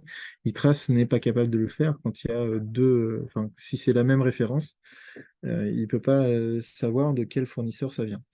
Donc, ben, il a fallu faire le ménage aussi là-dessus, c'est-à-dire supprimer un distributeur, puisque c'était la même chose. On n'a pas changé de prothèse, on a juste éliminé un distributeur et concentré nos consommations sur l'autre pour avoir un seul fournisseur pour une seule référence. Au passage, la fiche multifournisseur, elle est bien acceptée. Enfin, c'est une fonctionnalité qui fonctionne bien avec ITRAS, donc ça, c'est précieux. Donc, ça permet de concentrer mes consommations. Alors, c'est moins vrai sur le DMI, on est d'accord, mais moi, j'avais une réflexion qui était plus large avec médicaments IDM aussi. Et donc, ben, une fiche multifournisseur, voilà, c'est une seule fiche article, mais plusieurs références. Et ça fonctionne bien aussi avec ITRAS. Même chose sur les multi-marchés. Donc pareil, c'est pas vraiment adapté au DMI, mais au passage, c'est quand même très pratique. Quand moi, je m'en sers, par exemple, s'il y a une rupture sur une référence de DM, je crée un marché temporaire, en gros, sur une période, la période de la rupture, avec la référence de l'alternative qu'on m'a fournie et ITRAS la reconnaît. Et en termes de consommation, ben, j'aurais pas de disparité. Je ne devrais pas me rappeler, ah oui, là, il y a une rupture, donc on a baissé notre consommation. Non, en fait, la consommation, elle sera toujours la même, enfin, selon l'activité, mais il n'y aura pas d'écart à combler par un peu de mémoire pour se rappeler qu'il y a eu une rupture, quoi, et qu'on a utilisé une autre fiche article. Donc là, ce sera toujours la même fiche. Donc ça, c'est plutôt très bien aussi avec ITRAS. Et enfin, sur Sigems, la problématique, enfin, comme je disais, j'ai créé d'abord sur Excel, puis j'ai importé. Et là, on dépendait complètement de Sigems et on a vu ce que ça a pu donner. C'est-à-dire que c'est chez Berger Levrault, le module stock de Sigems, il est maîtrisé par une seule personne. Et donc, on dépend complètement de lui. Et donc là, ben, en termes de délai ou en termes de compréhension, de coopération. Vraiment, on dépend d'une seule personne, donc il n'y a pas de relais possible. Il faut en avoir conscience en termes de déploiement du projet. Nous, on a eu un petit écueil là-dessus. Alors, si on refait un point sur ce que nous disait Mélanie, notamment au début, en introduction, pour répondre à différentes étapes, voilà, au niveau de l'arrêté DMI, en fait, on répond à peu près à tout désormais. L'IUD, il est à toutes les étapes, sauf après au niveau du stock, mais on va bientôt le résoudre. Par contre, c'est pas le support d'identification, contrairement à ce que j'ai vu avec le docteur Petit. Donc ça, est-ce que ça pourrait nous être reproché? En tout cas, l'information, elle suit systématiquement. Donc je pense que quand même, on peut difficilement faire mieux. Le paramètre indication, là, par contre, c'était pas prioritaire pour moi. Vu notre activité, on n'a pas, par exemple, tout ce qui est cardiologie, interventionnelle, les choses comme ça. Donc, c'était pas prioritaire en tout cas pour moi, donc on n'a pas géré ce côté-là.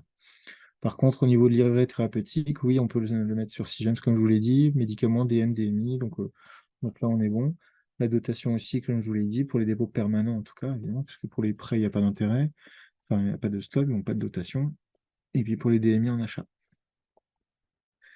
Euh, En termes d'analyse de référencement, donc par rapport à la CM, attendez, non, oui, la CMA aussi, mais déjà l'analyse nous, comme on a une activité assez simple et qu'on est de petite taille, enfin, voilà, ça dépend surtout du coût. On voit ça directement avec le chirurgien concerné, hein, globalement. On n'a pas de pôle, on n'a pas de trucs comme ça, donc de toute façon, c'est vraiment du face à face, c'est très direct. Donc on a eu le cas, on a fait plusieurs études, plusieurs analyses comme ça, sur les sutures, aussi sur les ménisques quand ça a été déremboursé pour choisir le meilleur référencement.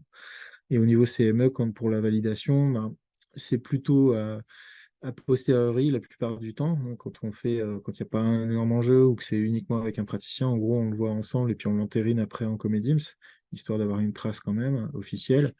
Et si par contre il y a un gros enjeu, par exemple euh, quand on s'est équipé du robot Rosa, ben là ça a été discuté aussi en CME, en Comédims, pardon, mais en amont du choix, quoi. Alors, si on rentre dans le détail de l'organisation, par spécialité, en fait, comme on fait énormément de cataractes, on a beaucoup de lentilles intraoculaires, donc plus de 4600 par an désormais, et encore on augmente encore. Sur notre circuit, donc ça fonctionne très bien avec les LIO standards et premium non toriques. Par contre, sur les toriques, on a une problématique parce qu'il y a énorme, enfin, c'est du prêt déjà. Sauf que c'est du prêt, enfin, c'est compliqué quand même à gérer parce que c'est vraiment un flux permanent étendu. Donc on a du mal encore à- à anticiper, enfin à être en amont, c'est-à-dire on crée à la pause quand même, comme pour un prêt en orthopédie. Et donc en plus, on ne crée pas forcément très précisément, c'est-à-dire que il faudrait pouvoir créer sur tous les enfin, ouais, c'est pas très clair ce que je dis, mais en gros, on fait on crée une fiche article qui est un peu générique et qui va regrouper tous les cylindres, parce que sinon, on s'en sort pas en termes de nombre de références à créer. Euh, En tout cas, actuellement, on y réfléchit parce que c'est quand même pas hyper satisfaisant intellectuellement. On a le projet de s'adosser à Ascali aussi pour gérer les prêts, en tout cas en ortho. Et si on veut le faire pour l'ophtalmo, on sera obligé de créer chaque article vraiment précisément et en amont. Et donc, de toute façon, il faudra y passer. Mais pour l'instant, j'avoue que je fais un peu l'économie du nombre de fiches articles à créer. Et puis, en plus, ça me facilite mes études de consommation puisqu'elles sont déjà regroupées. Enfin, les cylindres, c'est un peu comme la taille des vis tout à l'heure. C'est pas ça qui m'intéresse, c'est le nombre d'implants toriques de telle gamme qui m'intéresse et par chirurgien. Donc, et ce sera aussi gommé après quand on aura le module BI, là, le Business Intelligent de ITRAS, qui nous permettra finalement de faire des requêtes et de les regrouper tout de suite. Donc, euh, la problématique que j'ai actuellement, elle sera moins vraie vraiment quand on aura BI et quand on aura Ascali. Donc Ascali sera même plus possible et BI de toute façon gommera le souci de regroupement. Donc finalement, euh, c'est euh, c'est notre organisation actuelle, mais ça va évoluer. Je te laisse la Oui. parole. Et donc là, j'ai un point spécifique sur l'ostéosynthèse restérilisable. Comme on l'a vu tout à l'heure, effectivement, il n'y a pas vraiment il y a pas d'obligation de traçabilité sur cette partie-là. Néanmoins, il nous semblait important de pouvoir tracer pour la dépose de ce matériel. Effectivement, quand je recommande régulièrement du matériel suite à des demandes de chirurgiens pour des ablations de matériel qui ont été faits dans d'autres établissements et je me retrouve souvent envoyé sur la pharmacie de cet établissement-là pour avoir les références. Euh, de temps en temps, on me renvoie vers le chirurgien qui avait poseur, mais parfois il est parti en retraite et on se tourne vers les pharmacies. Et donc, au tout départ, on avait créé un référencement générique, puisque moi, je ne voulais pas avoir des catalogues avec 30, 40, 50 codes barres. Et donc, ce référent générique, c'était par catégorie, par catégorie de prix, de coût, je veux dire, et d'empreinte de vis, par exemple. Par contre, avec le temps, je me suis aperçu que c'était créé assez facilement, hein, mais il y avait un délai, un temps, puisque je devais finalement contacter ITRAS pour créer cette référence générique. Voilà. Et donc, pour être plus rapide, puisque comme on génère beaucoup de prêts ponctuels également en ostéosynthèse, eh ben, je suis revenu sur un référencement qui est celui de ITRAS, qui me permet d'éditer des codes barres tels qu'on voit sur la diapo assez rapidement pour pouvoir justement les donner, les mettre à disposition des infirmiers en salle, puisqu'ils peuvent maintenant badger directement le code barre et ça va générer derrière, quasiment en temps réel, à la fin de l'intervention, la fiche patient et la fiche de recommande si besoin. Mais la plupart du temps, c'est du prêt ponctuel, donc il n'y aura pas de fiche de recommande, mais juste de facturation. Également, on peut avoir un message, et ça c'est aussi un point important, puisqu'on a comme le facteur humain, c'est-à-dire que l'infirmier en salle peut oublier de scanner, il peut oublier un certain nombre de choses. Et donc, on a indexé lorsqu'il scanne l'étiquette de stérilisation de la boîte, de l'ancillaire, a un petit message, un pense-bête qui permet aussi à l'infirmier de se rendre compte, oui, qu'il faut badger une rondelle, par exemple, ce cas précis ou autre. Donc, ITRA, ça permet de sécuriser quand même cette traçabilité qui est encore une fois surtout utilisée pour la dépose et sécuriser cette étape de dépose d'implant qui est parfois très vite problématique sur le champ opératoire. Concernant les prêts en dehors de l'ophtalmo, donc on en fait quand même plus de 300 par an, donc plus d'un par jour en fait. Donc c'est un peu, c'est une grosse charge de travail. C'est pour ça qu'on voudrait essayer d'améliorer avec Ascali. Donc comme je disais, pour l'instant on crée suite à la pause et puis on a ce mail qui nous alerte, mais qui permet quand même grâce à iTrace de faire une traçabilité ininterrompue. Donc ça c'est vraiment bien. Et donc, je disais, on travaille sur cette réception un peu virtuelle où on pourrait préciser le nom du prêt, la date d'intervention, des choses comme ça, même le numéro de réservation Ascali, ce qui permettrait derrière d'avoir vraiment toutes les informations de ce qu'on a dans l'établissement à un moment T. Et puis, on peut même avoir un bon de réception donc, qu'on pourrait envoyer aux fournisseurs ou aux pharmaciens pour accuser de réception. Donc ça, c'est un peu la suite, mais on est en manque de ressources humaines pour pouvoir le mettre en place. Et puis l'évolution, comme j'évoquais, c'est plutôt côté ITRAS. Ils réfléchissent à pouvoir faire un delta entre ces deux étapes, la réception et puis le retour, qui pourrait même générer finalement la facturation aussi. En tout cas, contrôler cette facturation. Donc ça sécuriserait les prêts en dehors de l'ophtalmo. Sur un prêt qui est, enfin, qu'on doit faire venir, mais pour lequel on a déjà un dépôt en stock. Ça, c'est une problématique quand même assez récurrente on a plusieurs chirurgiens, ils ne travaillent pas tous sur les mêmes prothèses, donc on a un effet un peu seuil de mise en dépôt par les laboratoires, hein. On comprend l'investissement que ça peut représenter, et donc des fois on est un peu limite, et puis les médecins aiment bien faire des semaines à thème ou des journées à thème, et donc des fois on a un seul dépôt, un seul exemplaire du dépôt, donc ça ne suffit pas pour gérer le programme, donc on est obligé de faire venir un prêt. Dans ces cas-là, on a mis des choses toutes bêtes en place, un bac de stockage de couleurs différentes. Et puis, avec iTrace, l'infirmier au bloc peut renseigner que c'est un prêt sur la tablette. On aura aussi le numéro de série qui ne sera pas en stock, donc ça permet quand même d'avoir quelques contrôles comme ça. Le risque résiduel, il est sur des encres, par exemple, qui sont identifiées que par lot et pas par numéro de série. Donc là, comme on le sait, on a une vigilance un peu plus accrue là-dessus. Et puis, il y a une nouvelle mise à jour d'ITRAS avec une gestion double des fiches articles. Initialement, ça a été créé pour les prothèses mammaires, par exemple, alors que nous, on faisait quelques années, mais on ne fait plus. Notre chirurgien esthétique est parti en retraite. Mais voilà, on voit bien, l'idée, c'est sur les cas de reconstruction, c'est la même référence que sur les cas d'esthétique. Et du coup, c'est pas le même comportement derrière en termes de facturation. Donc, c'était pas bien, enfin, c'était pas géré jusqu'à maintenant, puisque c'était la même référence. Et avec ce système-là, c'est faisable. Donc, et c'est applicable aux prêts aussi, comme ça, dans ce cas-là, sur un dépôt qui existe déjà. Non, alors, on n'a pas encore testé, mais je sais que ça marche.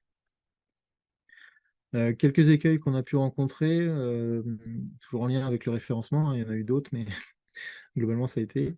Donc on a pratiquement la semaine, ouais, quelques jours avant le lancement d'ITRAS, en fait, on a eu un nouveau dépôt qui a été référencé, et donc ça faisait pas partie de tout ce qu'on avait créé. Donc il a fallu créer au pied levé 200 références en plus du lancement du logiciel, donc c'était un peu délicat. Comme je l'ai un peu évoqué tout à l'heure, comme il y a des passerelles logicielles, ça implique quand même beaucoup de coordination et d'implication des différents acteurs, et notamment des éditeurs. Donc, c'est pas toujours simple, notamment avec Sigems. Et l'écueil qu'on a eu, c'est que en fait, c'était prévu, par exemple, le lundi d'importer tout l'inventaire, parce que là, on avait vraiment refait un inventaire avec les lots, les stocks, tout ça, pour vraiment repartir d'une bonne base avant de commencer les traçabilités avec iTrace. Et en fait, c'était prévu par exemple le lundi et ça a été intégré que le jeudi. Donc forcément, la clinique s'est pas arrêtée pendant les 2 ou 3 jours, là, donc c'était compliqué. On a eu des écarts qu'il a fallu rattraper après. Et en plus, il s'est trompé de base de données, donc c'était pas. Il avait mis sur l'ancienne alors qu'on avait créé la nouvelle. Donc c'était pas efficace. En routine, on a quand même quelques problèmes de code barre ou de QR code qui sont pas lisibles, en tout cas, ou qui codent plusieurs références, et du coup, ça pose problème, notamment chez Alcon, mais c'est vrai sur le DM, pas sur le DMI en vrai. On n'a pas de problème sur le DMI, je pense. Ça marche bien. Mais comme je dis, on est vraiment parti très vite sur élargir DMI et DM et même médicaments à toutes les étapes. Donc on a quand même ces écueils-là. On a eu une bonne adhésion d'une bonne partie des e-bods, mais on a eu quelques petits soucis quand même parce que du fait qu'on leur ait demandé de tout scanner ce qu'il y avait en salle et qu'avant c'était scanné en pharmacie, certains se sont dit, tiens, mais en fait on est en train de faire le boulot de la pharmacie alors que c'est bien leur responsabilité. Donc, bon, on a un petit peu de problème avec ça. Il faut faire des sensibilisations régulièrement. Donc, c'est ce qu'on fait avec Nicolas. On suit les non-conformités. On a un petit palmarès. Donc, on essaie d'y aller avec tact, mais fermeté quand même pour qu'ils comprennent bien. Je me souviens du dernier web série où le collègue disait bien qu'il investissait en fait sur la formation des infirmières et puis en gros c'était pas de bras, pas de chocolat, qu'ils comprennent bien que s'il n'y a pas de traçabilité derrière, il n'y a pas de renouvellement et donc bah, c'était pas possible de faire l'intervention suivante et que le chirurgien allait être furax. Donc on essaie de travailler là-dessus, mais il y a encore quelques têtes un peu têtues.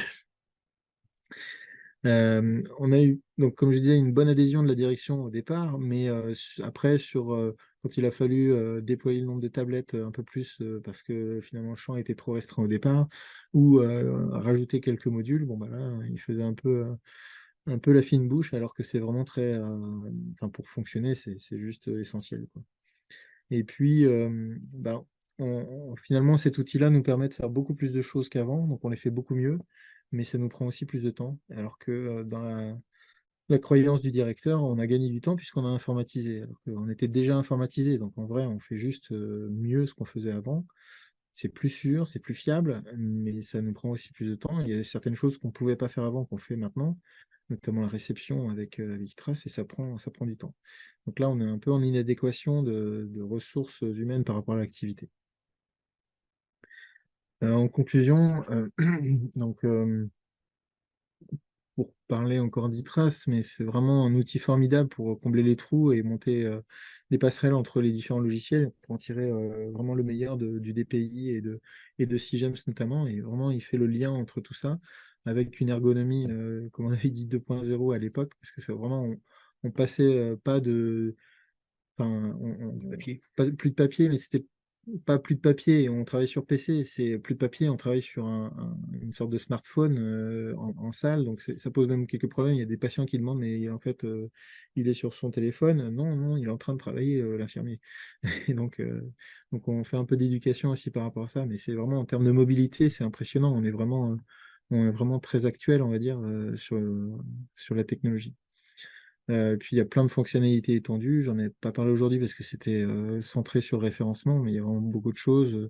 La fiche par exemple, pour parler que de ça, mais puisque ça répond quand même à l'arrêté DMI qui nous intéresse, mais la fiche aide-moi La traçabilité patient. Ouais, la traçabilité patient, elle est générée très vite. Il y a même un format provisoire pour les cas d'ophtalmo notamment où ça va très très vite et le patient sort avant même qu'on ait eu le temps de finir le circuit. Bon, bah ça, c'est des choses qui sont, enfin, voilà, c'est uniforme, il y a toutes les informations, c'est complet, il y a les UD, c'est envoyé, ça peut être imprimé et donné au patient très vite, et puis c'est envoyé sur le DMP pour peu que le patient ait donné son accord. Donc on a vraiment une fonctionnalité là qui est super. C'est une fiche qui regroupe tous les DMI qu'on Ouais, a, en qu'on a plus, posés. c'est pas une fiche par laboratoire, c'est une fiche par patient, par intervention. Voilà. Donc, je vous ai expliqué certains choix de ne pas être 100% interopérable aussi. Et donc voilà, pour un petit mot de conclusion, c'est enfin, changer ou s'informatiser, en tout cas changer le système info ou s'informatiser, ça impose de se structurer. Donc c'est des contraintes, mais vraiment ça permet de se structurer, et notamment au niveau de la base de données. Donc voilà, vous avez vu le travail qu'on a dû faire pour que ça fonctionne maintenant. Voilà, merci de votre attention.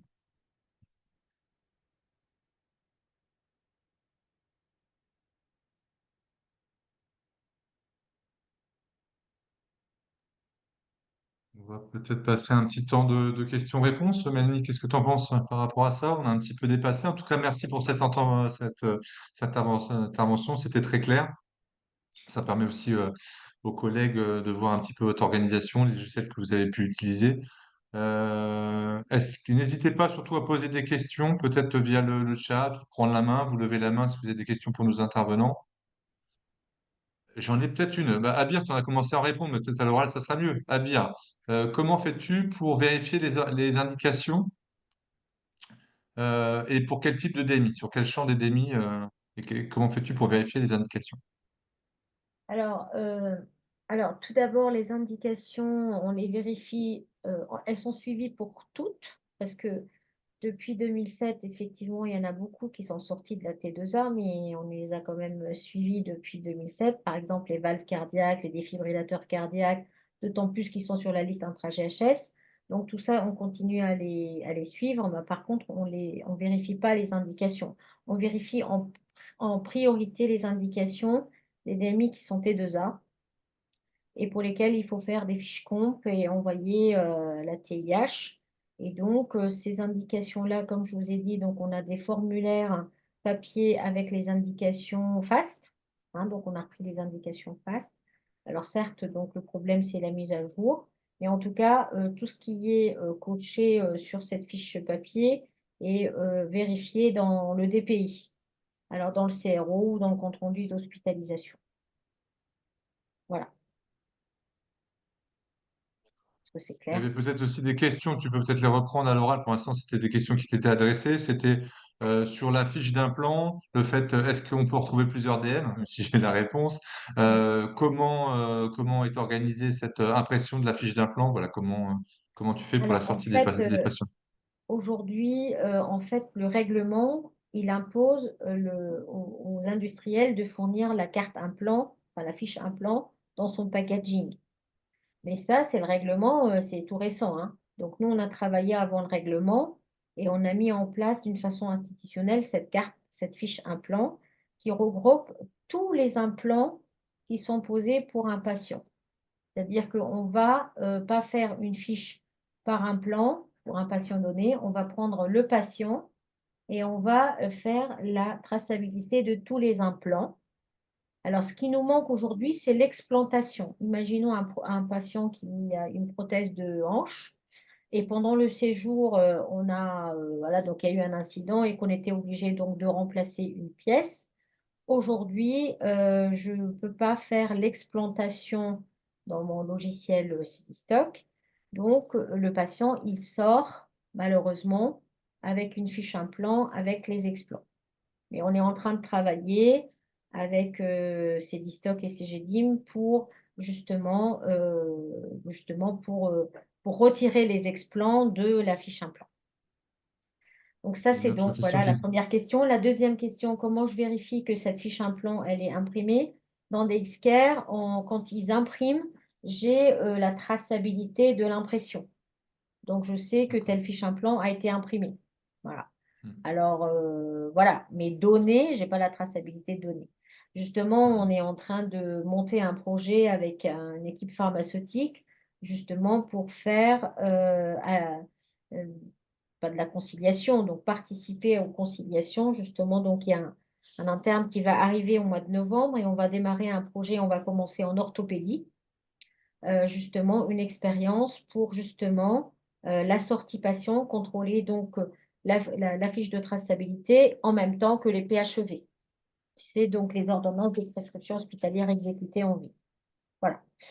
Par contre, si c'est la carte implant, la fiche implant du fournisseur qui est donnée, forcément, je n'ai aucune traçabilité, comme quoi c'est cette fiche implant qui a été donnée. Même si tu as répondu dans le chat, qui s'occupe de faire ces impressions, voilà, qui s'occupe de Alors, faire les impressions de nous, cette fiche? on a beaucoup cherché, mais aujourd'hui, tout ce qui est ordonnance de sortie, tout ce qui est compte-rendu d'hospitalisation, il est fait par les secrétaires, les agents de bureau. Et donc, nous, on a vu avec le secrétariat des services de chirurgie pour que elle imprime cette fiche implant et qu'elle la donne en même temps que le packaging ordonnance de sortie. dans les services de chirurgie et pas le bloc opératoire, parce qu'ils ont accès à C'est- l'Xcare. ouais, bah, et peut-être aussi la clinique du terre, peut-être répondre aussi votre organisation, même si on sort un petit peu du champ du référencement, mais c'est quand même beaucoup de questions que se posent les établissements. Peut-être voir un petit peu comment vous faites pour qui s'occupe de l'impression, comment c'est organisé au niveau de la traçabilité dans votre établissement. Alors, on a, on avait déjà avant le système des cartes d'implant, donc on était déjà performant là-dessus. J'avais fait un audit, on répondait à plus de 90 ou 10%, oui, de mémoire. Et en fait, avec Optime Prothèse, on imprimait la feuille qu'on envoyait après les secrétariats qui, eux, n'avaient pas, par exemple, nos ORL, ils n'avaient pas de carte d'implant à donner aux patients. Donc on a fait un peu pareil enfin, désormais on fait un peu pareil. On n'a pas encore bien déployé cette étape-là. C'est en projet quand même pour être vraiment complet, mais, mais on a gardé toutes les cartes implants. En fait, on n'a pas changé ça. On n'a pas voulu les enlever parce que ça fonctionne bien. Et donc on imprime que pour encore que pour le RL typiquement. Euh, et après, on voudrait pouvoir aller plus loin et imprimer, mais là, ça bloque parce qu'effectivement, il y a les services de soins disent que c'est pas à eux de l'imprimer. Euh, Est-ce que c'est à la pharmacie de le faire? On est plutôt loin géographiquement aussi des trucs, donc on serait on serait toujours en décalage, on n'arriverait pas à faire ça. Donc l'idée, ce serait peut-être de les donner au secrétariat pour que il les donne au patient quand il revient en visite de contrôle, à quelques jours pour certaines spécialités ou un mois pour d'autres. Voilà, on réfléchit à ça. Après, pour répondre à une question qu'il y a dans le chat sur le sujet, c'est la fiche de traçabilité, elle est générée par ScanDM. Et ScanDM, en fait, l'envoie en PDF dans le DPI, expertise santé. Et c'est expertise santé après qui l'envoie dans le DMP pour peu que le patient ait accepté un DMP. Donc voilà. On a quand même ce côté-là aussi qui vient en compléter, enfin qui vient en plus des cartes implants. Donc on est plutôt pas mal. Même s'il y a encore des améliorations à faire. S'il y avait d'autres questions pour nos intervenants, n'hésitez pas, hein, soit à lever la main, soit à poser la question sur le module QR, questions et réponses, ou même le chat. Alors, on a un petit peu dépassé, donc peut-être que c'est normal. Je vais vous partager. Alors, on a créé un petit questionnaire de satisfaction. Donc là, si voilà pour les personnes qui sont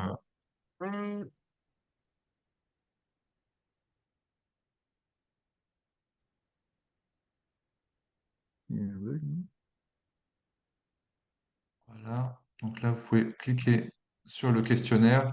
Voilà, ça met 2 minutes en fait pour répondre. Donc vous pouvez le faire là-dessus ou peut-être aussi sur les présentations qui seront sur les sites des Omedit. Vous avez vous avez un petit scan, un petit code barre sur lequel vous pouvez vous connecter. Puis il y a quelques questions là pour 2 minutes. Ça nous permet aussi de savoir si le webinaire a répondu à vos attentes, qu'est-ce qu'on peut mettre comme thématique, notamment sur les prochains web-séries, et puis voir au niveau des horaires, tout ça, si on peut améliorer les choses. Donc si vous pouvez remplir ce questionnaire, ça serait super. Est-ce que Mélanie, tu as quelque chose à ajouter? Je remercie beaucoup les intervenants On pour la qualité de leur intervention. on t'entend pas bien. Ah, je n'entends pas. Je ne sais pourquoi, parce que j'ai mis mon micro derrière.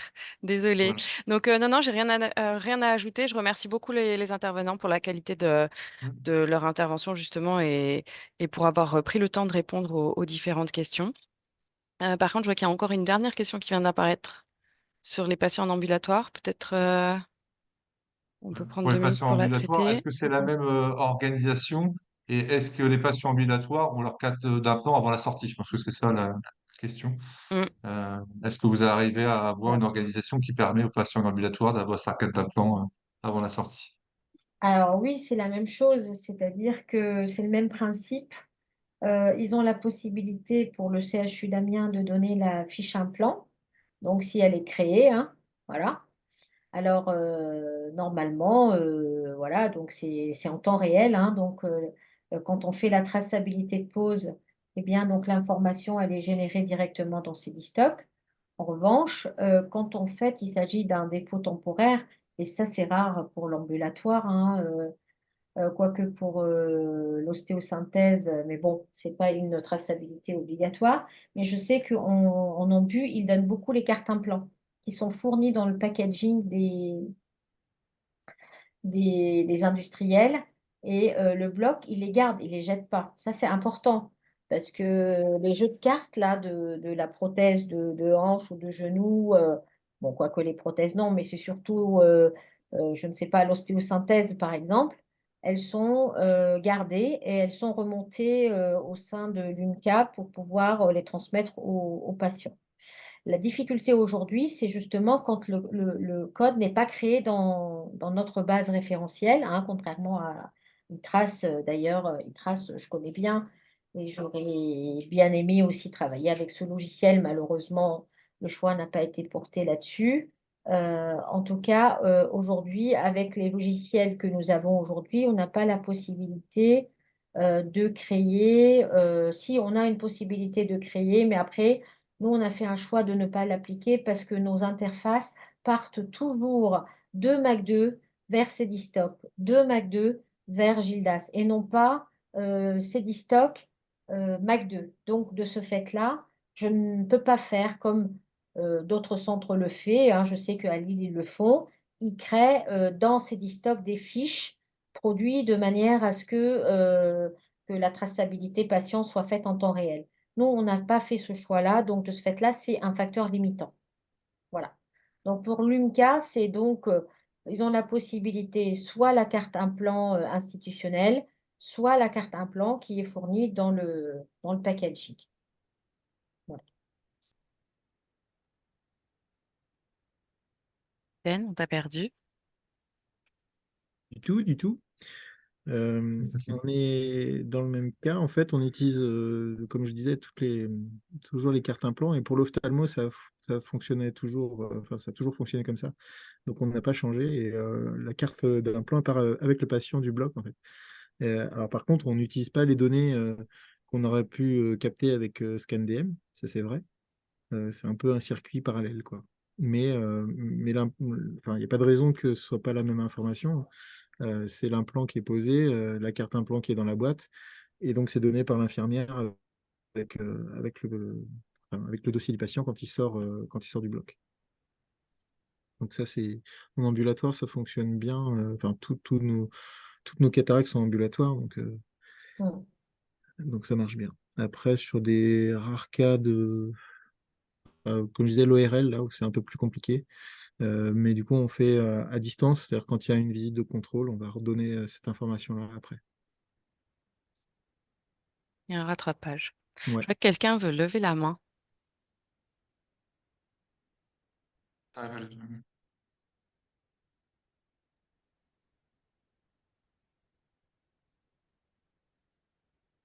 Christine Saint-Martin. Je ne sais pas si j'ai la... Non, tu dois pouvoir, mais je. Alors. Ah,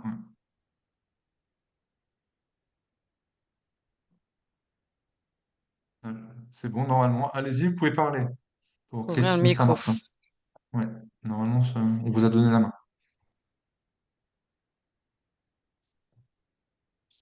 Par contre, le Faut micro est juste resté que- fermé. Il faut juste que vous ouvriez le micro pour qu'on puisse vous entendre.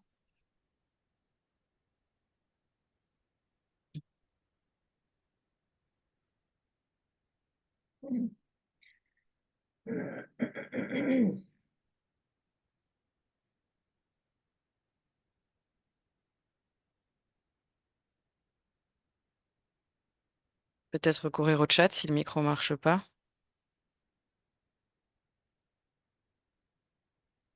Bon.